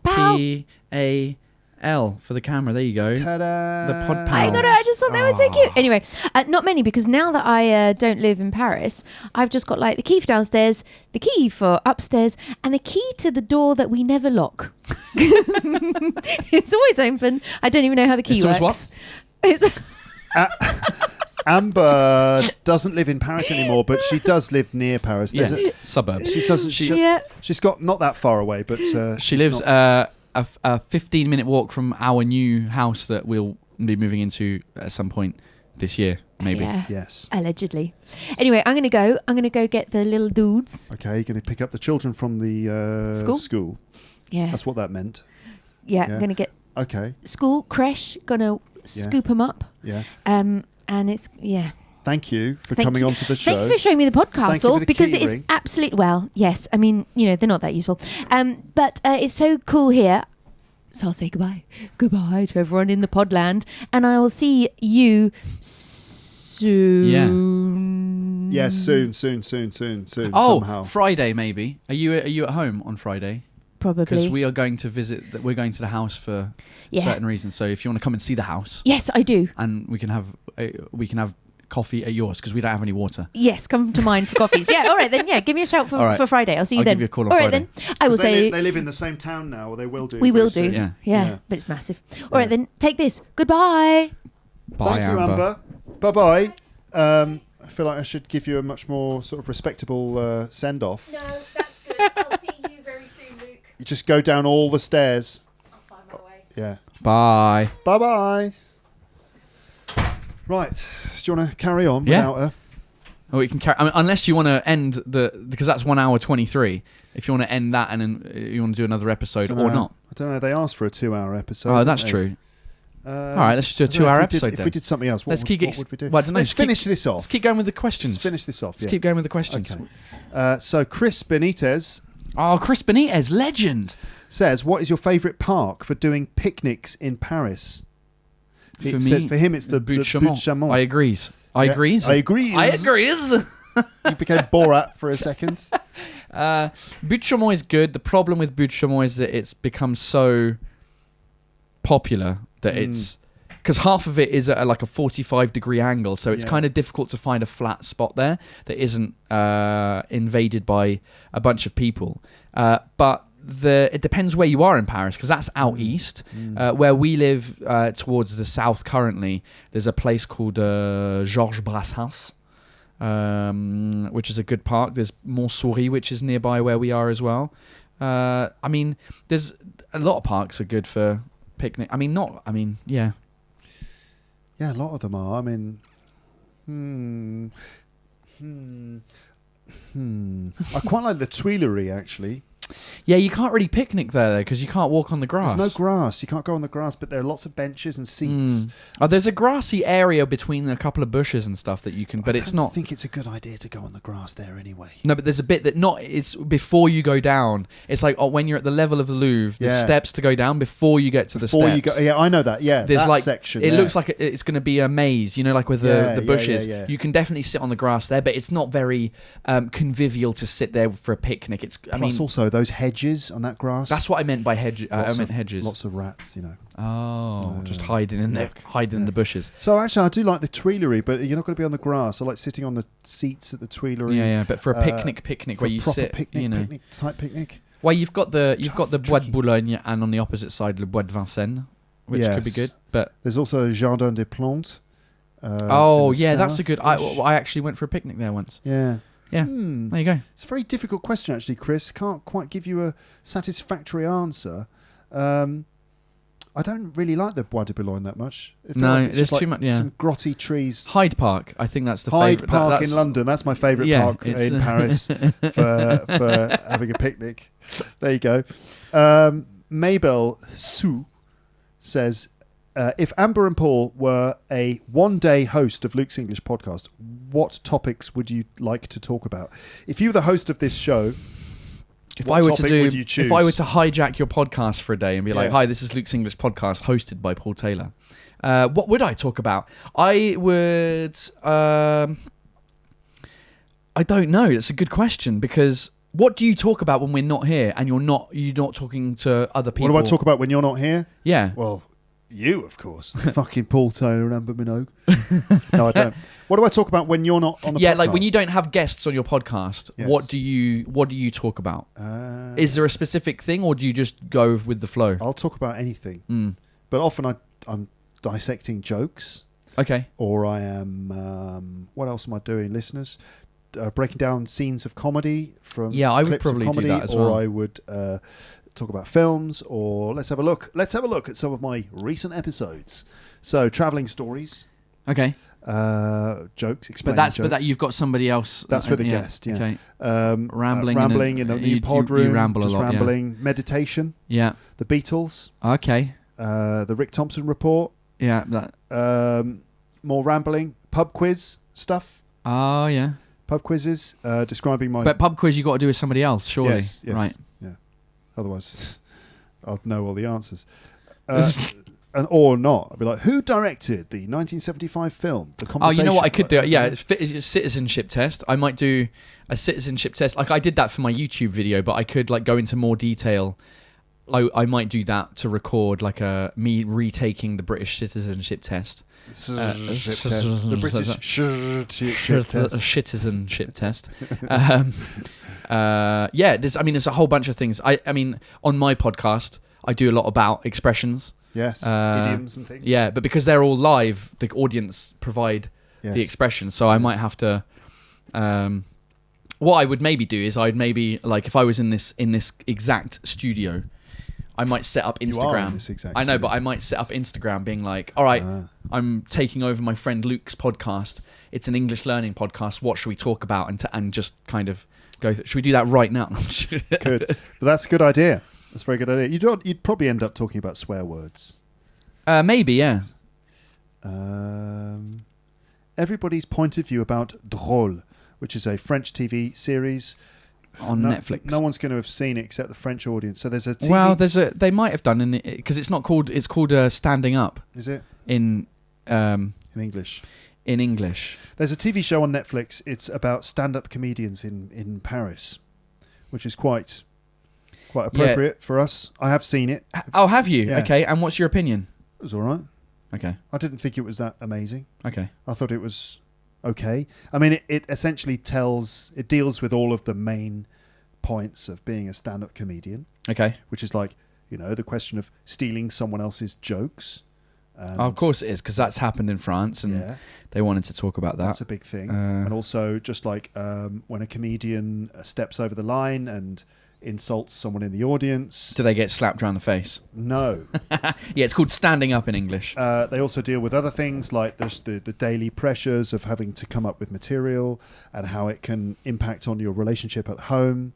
Didn't tell me anything I didn't know. I felt like it was a bit like, here's a show about stand-up for people who don't really know all the things about stand-up already. Well, that's kind of good for France, in the sense that, people don't know what stand-up is in France. If you go to, a random town somewhere that's not Paris, that I do shows where people just don't understand what stand-up. They think they don't understand the concept of comedy clubs. I should say more. They understand the concept of stand-up but if you go on tour, you're doing your own show. Yeah. And you're doing your own show, it's for an hour, and it's kind of similar to theatre, but it's a different vibe. Whereas 10-minute stand-up spot where there's 4 of you on stage, like that, people don't know outside of Paris. Yeah. Because there are no comedy clubs outside of Paris. Right. And there's only 4 comedy clubs in Paris. Right, yeah. Have you seen Droll? No, it's not that I refuse to watch it, but I just can't be asked. I don't know, there's just something, I think it's also just my own, I know that I'll be annoyed by it. It's a bit annoying. And the fact that, like, there'll be a certain point of view about what stand-up is in France, and, the creator of the show who created Call My Agent. Which apparently is a great show. Yeah, that's not bad. It's pretty good. She met with Gad Elmaleh one time, and he was like, why don't you do a thing about stand-up? She's like, oh, maybe. And then she went to a comedy club, and she thought, oh, this would be actually good. A couple of friends have written for the show. A couple of friends are in the show. Yeah, I saw Thomas Wiesel in it. And Jason Brookers. Right. But yeah, I don't know. I don't know. I feel like, again, the thing that's frustrating is that to me, like, stand-up isn't where it could be in France, because we're not doing the right thing. And this, again, because from what I gather, the main actors, the main protagonists are not, they're like ethnic minorities. Yeah. And and the problem that we have in France is, I don't know what the percentage is, but 80% of the population is white. And that 80% of the population doesn't like stand-up because there isn't any stand-up accessible to them. Because stand-up is like a sort of a thing that was done by the which community? Like North African. Yeah. But it was both. It was North African, and it's basically, stand-up in France is like what's the word? I said it just now. An ethnic minority. I thought you were going to go robbe. Well, it could be robbe, which is the French slang word for North African. Arab. Yeah. Yeah. So yeah, because it's in the media so far, it's been a lot of ethnic minorities doing stand-up. It's become a little bit like rap.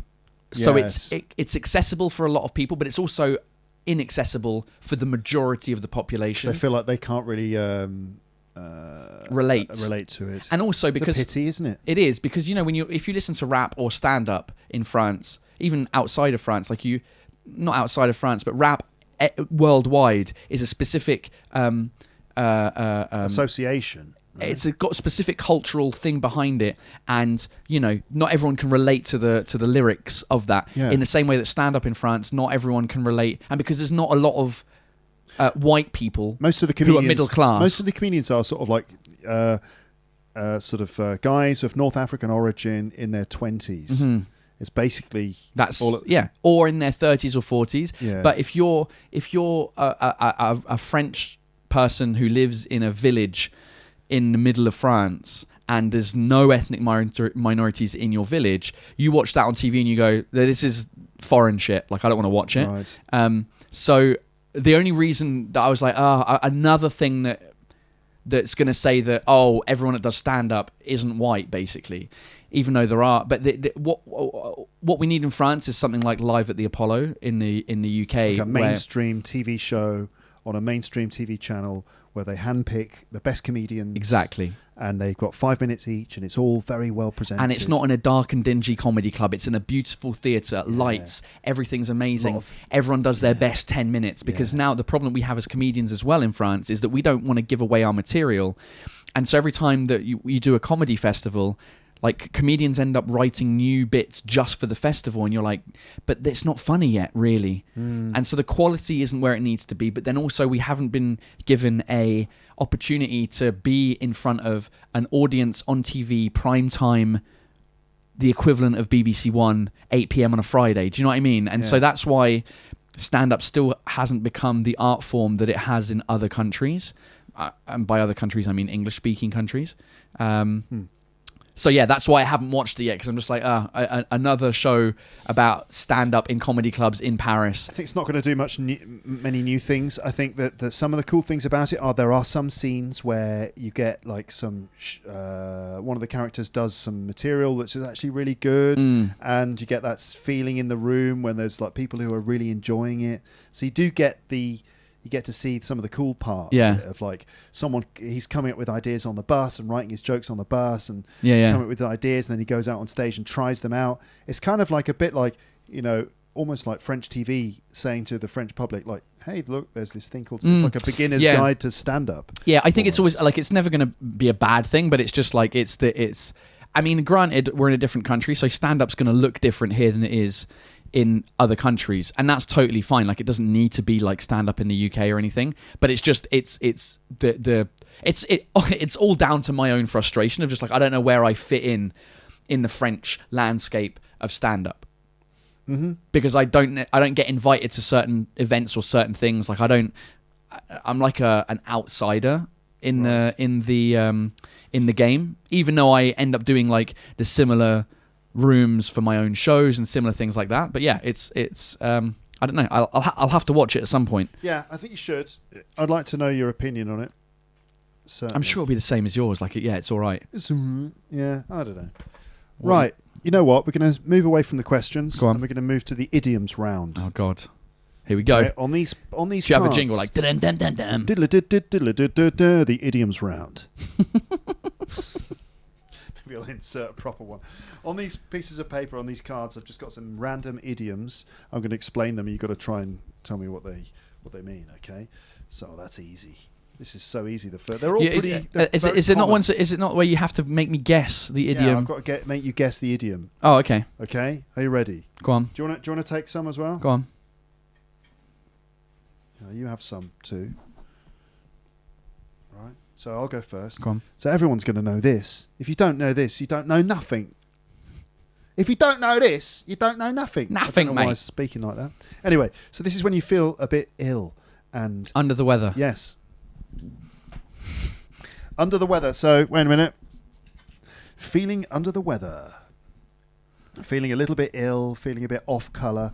When was the last time you felt under the weather?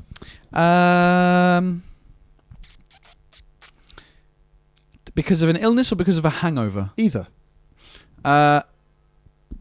Probably last week. What happened? Oh, actually, no. It was a couple of weeks ago where I thought I had COVID, but I didn't. But I was just achy and feeling horrible and wasn't feeling great. And someone said to you, "Are you all right?" And you said, "Yeah, I'm just a bit under the weather." I don't think I've never. I use it all the time. I say I'm feeling a bit rough. Yeah. I don't use idioms ever in language anymore. Just because I'm so used to performing to non-native English speakers. Interesting that you'd speak to non-native English speakers in English. You've cut the idioms out. Yeah, but I've not said to, I didn't say to myself, I'm going to cut the idioms out. What are the idioms that I use? And then under the weather and other idioms are now struck from my vocabulary. Yeah, it's just evolution. Subconsciously, it must have been like one time I said under the weather and the person went, what does that mean? And then I just stopped using that idiom and then so forth. Right, shall I do one? Yes, please. Right. Imagine.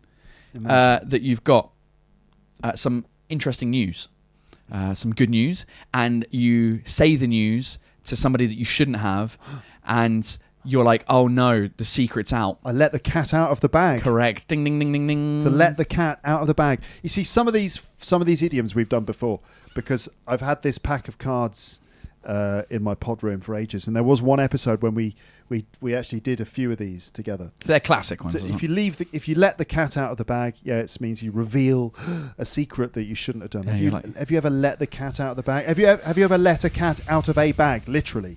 Have you ever opened a bag and a cat come out? Yeah. Really? Well, when you take your cat to the vet in a bag. Yeah, you take your cat. Well, it's a cat bag. You don't put your cat in a bag. It's not a plastic bag. You're imagining a plastic bag, but you can have bags that are different shape. You can have a cat-shaped bag. A cat bag. Yeah, we've got a backpack, like as a bag. A cat backpack. A backpack.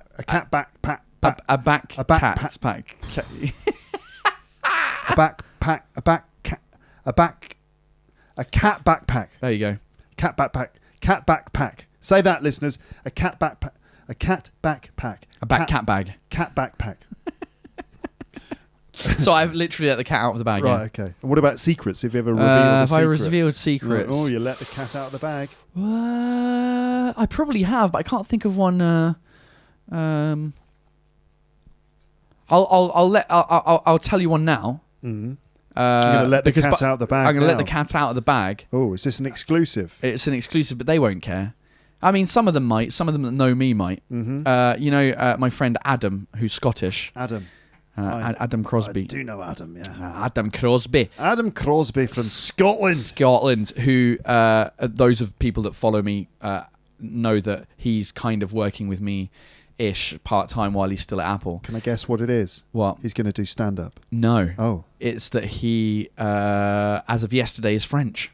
He's French. He got his French nationality. Did he really? Because, similar to you, he's a British citizen. I need to talk to him and find out what he did. Oh, have you not got it yet? No. I thought you got it. No, I've got a residency permit. I've got a French driving license. Blah, blah, blah, blah, blah. Oh, I need to ask you about that. It's easy peasy, lemon squeezy. All right.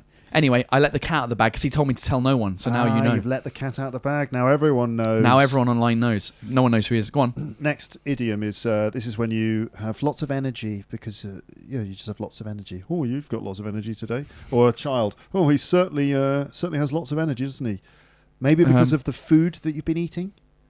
Food that provides lots of energy. Also, carbohydrates. The sort of food that also bananas. He's bananas. No, it's gone bananas. No, it's good, but it's not right. Lots of energy. The sort of food that we like to eat in England with our breakfast. What are the cereal, milk? No, full English breakfast. Sausages. No, eggs. No. Hold on, bacon. We'll get there in the end. He's bacon. No. Hold on. Begins with a B. Beans. Yes. He's lost his beans? No. He's hold on. Beans. You do know your own language, don't you? Yeah, I know. Hold on. Now that the fact I don't use idioms anymore, I've forgotten half of them. Beans, listeners, beans. Put your fingers in your ears. Put your fingers in your ears. Oh, I've got. You've seen it now? Yeah, I've seen it now. You've seen it now. It's full of beans. Like, half the rest of the world were like, it's full of beans, Paul. Okay. That's what they're all doing in their cars. Full of beans. No. So full of beans. Yeah, vaguely. He's full of beans. Oh, you're certainly full of beans today. No, I have to ask you a question. Oh. That's how the game works. I've got to ask you a question. Go on. So hear you use the phrase. Oh. So how are you feeling today? I'm full of beans, mate. Right, great. Next.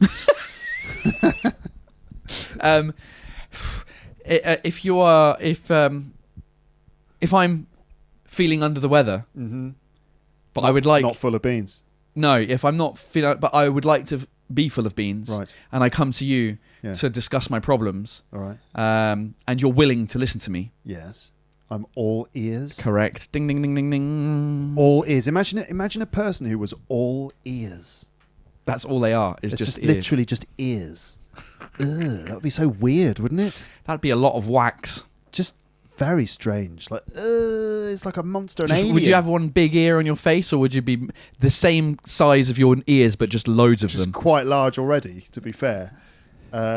I don't know. Would I be one big ear, or would I just be like a would you rather humanoid made of lots of ears? If tomorrow somebody said to you, "You're gonna be all ears from now on," would you rather be one big ear, or would you rather have your head be made up of all ear, like the same size ears that you currently have, but just loads of them. Loads of them all making up. I don't know. I think I'd have to go for the lots of ears. Really? Why? I don't know, because I feel like there'd be more chance for me to have some sort of humanoid form.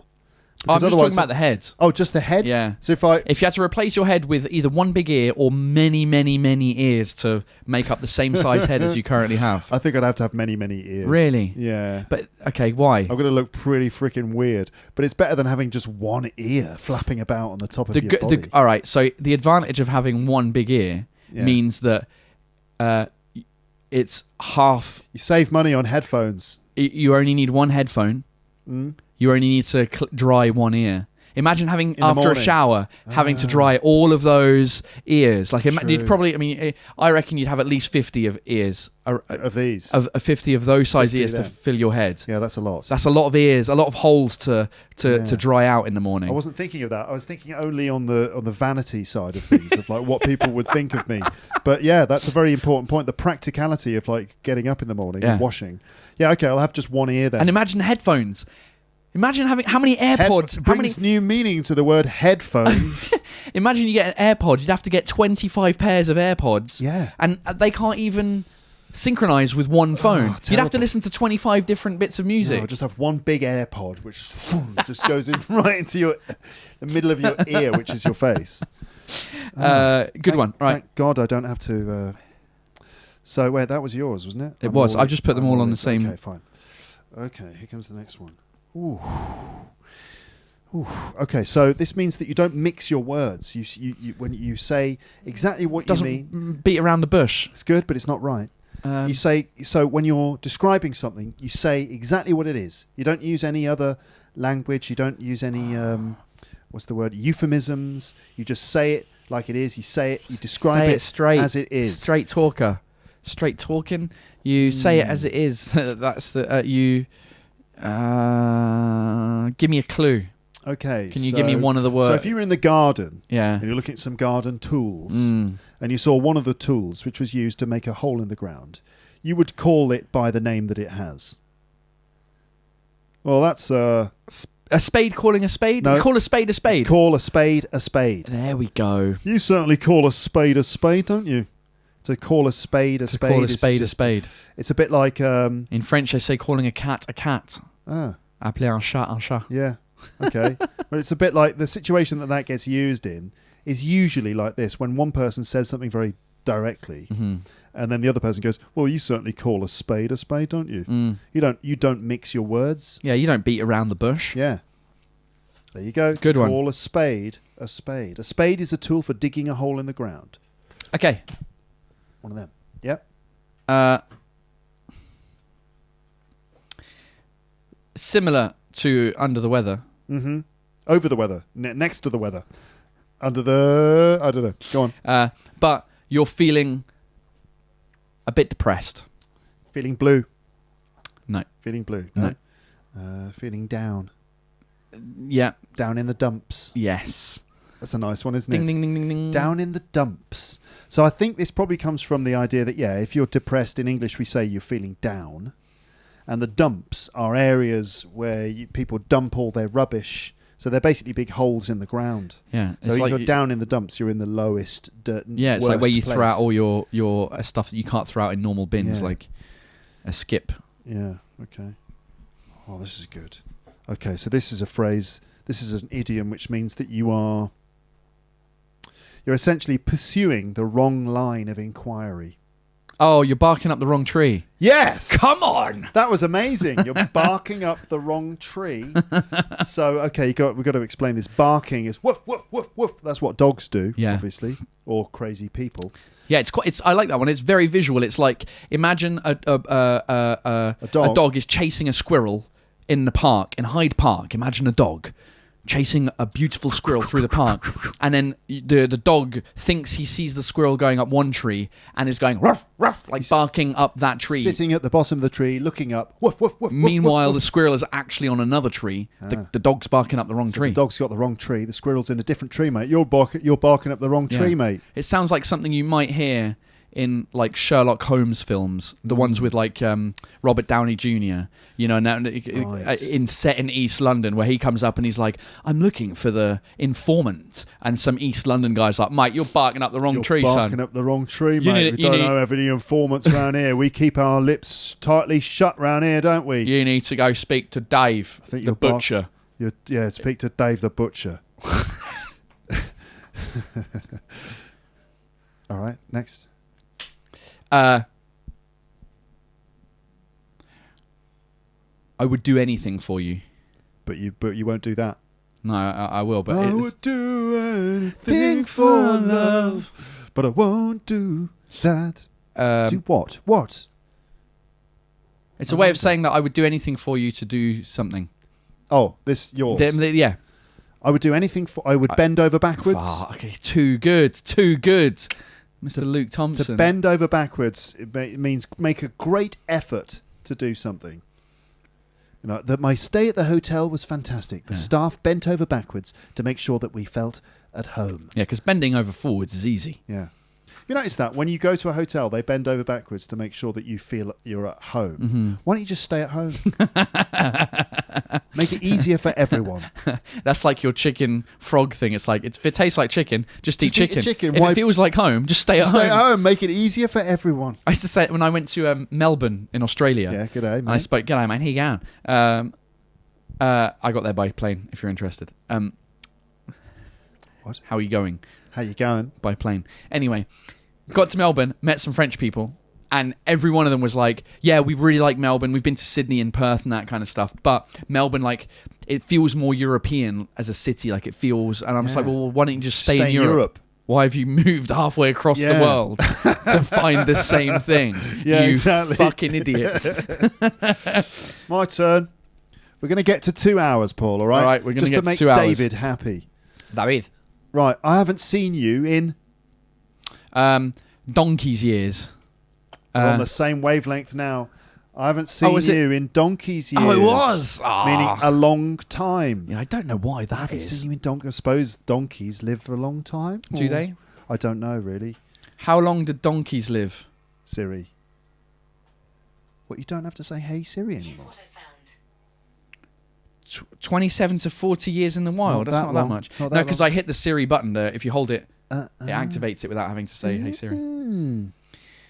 Because everyone... They're getting serious now with these phones, Well, because imagine people watching this on YouTube on their computer. They've got their iPhone next to it, and I say, "Siri," then their phone will activate. What, like, what? Say what? I didn't... If they say, "Hey, Siri." What? "Hey, Siri."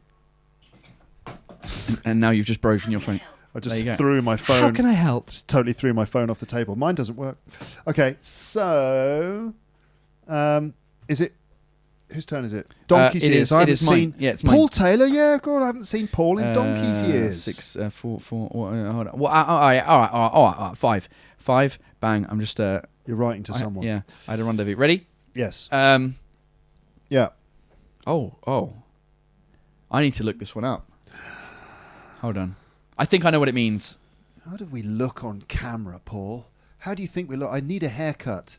Right? Do you think someone has written that in the comments section yet? Do you think someone has said, "I love the podcast, Luke, but you need a haircut"? Or, "I like the podcast, but you look old"? That's another thing that people write, is they say, "You look old," or "You look tired." It's like, no, I've just got a beard.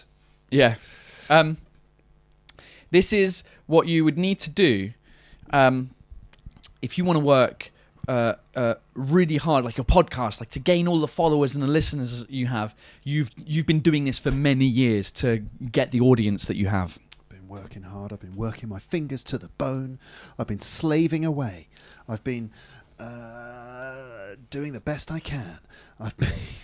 I don't know, Paul. You were okay. So you were close. It involves an animal. Working like something? No. I've been beavering away. Yes. Ding ding ding ding ding ding ding. Beavering away. Just creating that dam. Just breaking, like cutting down trees and making a dam. Like just working away enthusiastically in the same place for years and years, just beavering away. A beaver is an animal that swims around in rivers in Canada, and they've got a long flat tail and big teeth like that, and they like to cut down trees And then they pull the trees into the water and they build a big dam which they use as a nest. Yeah. That's a beaver. To beaver away, working. So you're beavering away there? What are you working on? Sounds like it could be sexual as well. Yes, because a beaver is is a the lady's reproductive a lady's parts. area. A lady's area. It's not the reproductive. Is it the reproductive? Well, parts? no, it's just the outside. Yeah. Well, because we just call it a beaver. Why did we call it a beaver? Well, because it's got hair on it. Yeah. Not because it builds dams and chomps away on your log.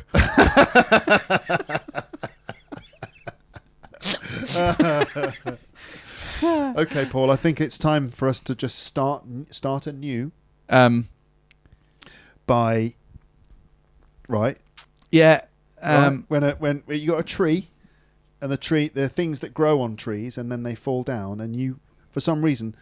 Oh, to turn a leaf. Turn over a leaf. Turn over a page. New leaf. Turn over a leaf. Turn over a new leaf. Turn over a new leaf. Turn over a new leaf. It's just like start again. Yeah. Start from yeah, it's like I've been writing this book for ages. Can't be asked. I'm going to turn over a new leaf. You mean you've only done one page? A leaf of paper. Do we say a leaf of paper? No, that's French. Feuille. Feuille de papier. There you go. Yeah.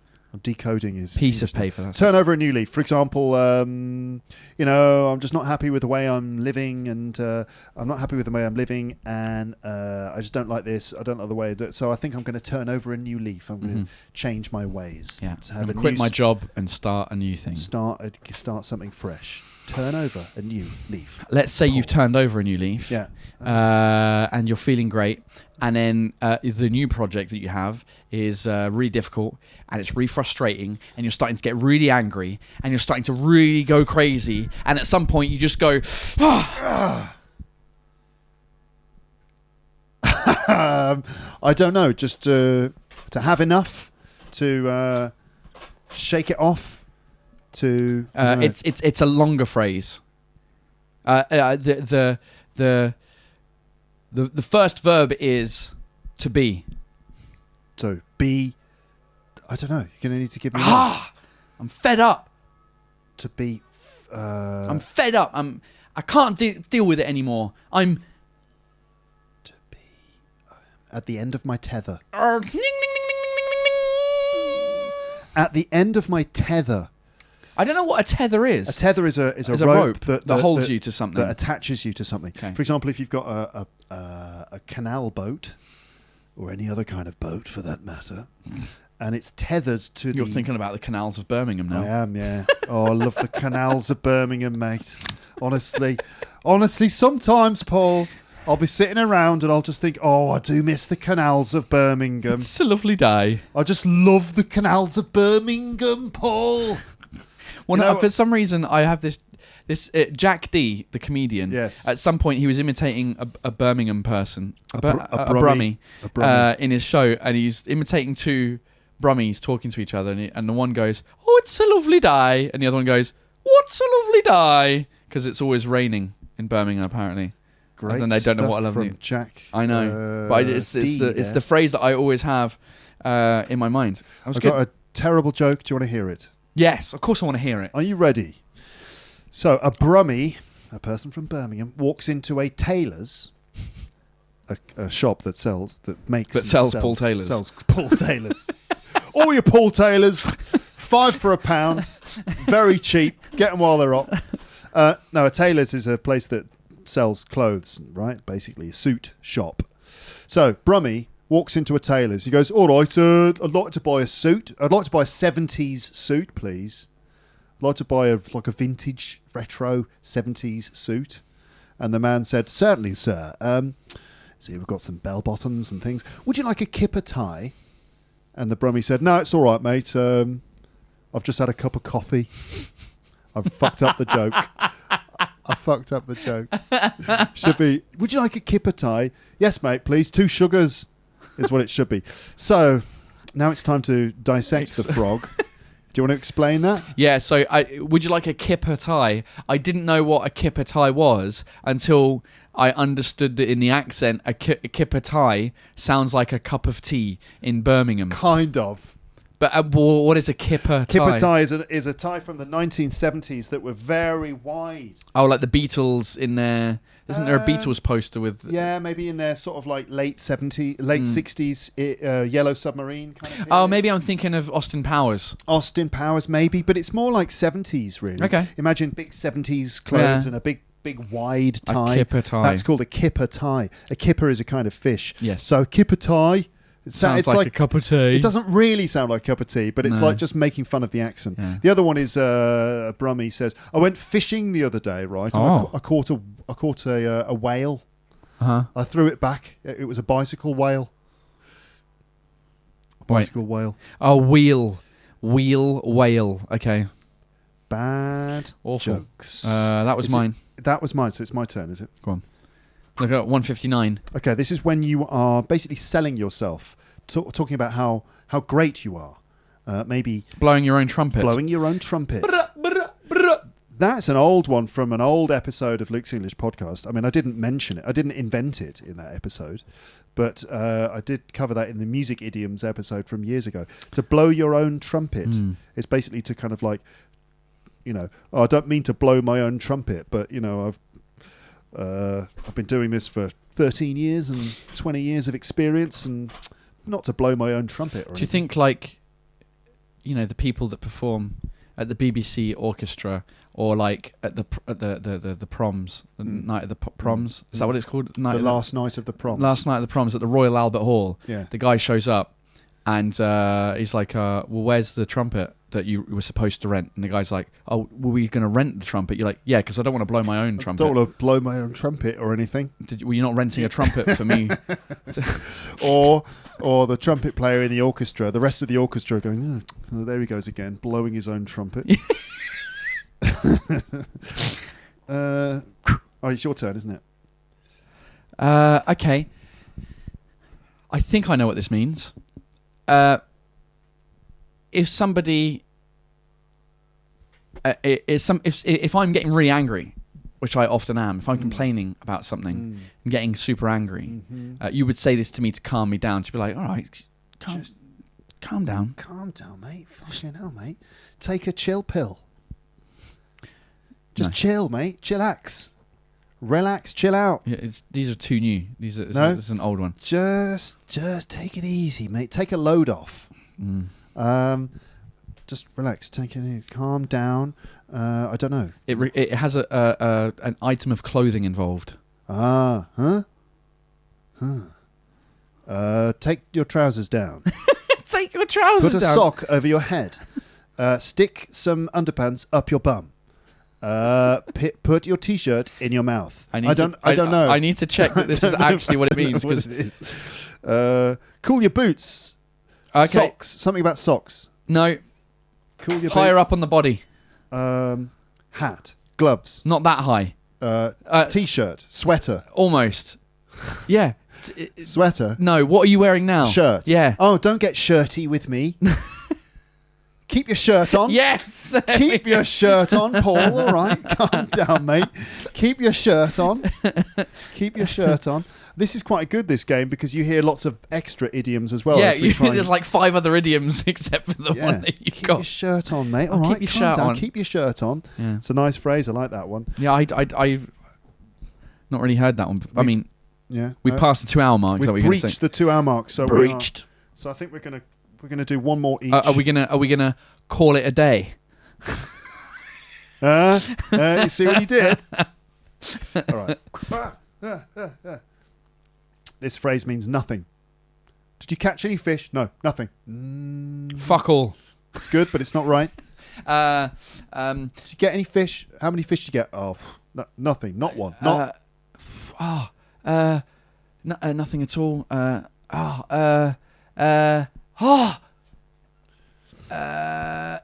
one. Yeah, not one thing. So, did you get any? No, nothing. Not zero. Zilch. Not a zip. Nada. Rien. Oh, give me a clue. Not a. It's an item of. It's a thing that you would eat. Part of the English breakfast. We've had full of beans. Not a sausage. Not a sausage. Not a sausage. That's right. Do you get any? No, nothing. Not a sausage. Okay, one more. Zero. None. Well, I've got one that you've already said. Pull your socks up. You said that one. All right. Okay. Right, I've got one which is a good one to like end the episode. Okay, good. Right? Yes. You have got one more amazing story to tell you. Yeah. But I'm not going to tell it to you right now. I'm going to tell it to you on another episode. This is another story for another time. It doesn't necessarily mean story. We're gonna put it off. I'm going to show it to the people because I like how you show them the thing before I see it. Put it off. To put something off. Yes. Yeah, that's the answer. No, but it's similar to that. It means that. Just gonna put it on the back burner. The reason I'm not telling it to you now is because I'm trying not to say one of the words in the phrase. I've got this amazing story. I'm not telling it for you now because I will tell it another time when... Save it for a rainy day. Save it for a rainy day. Save it for a rainy day. It's like, there you go, little Johnny. There's £2. Don't spend it now. Save it for a rainy day. Yeah. Yeah. Save something for a rainy day. Save something for when you need it. And I will save my big news and big story for a rainy day.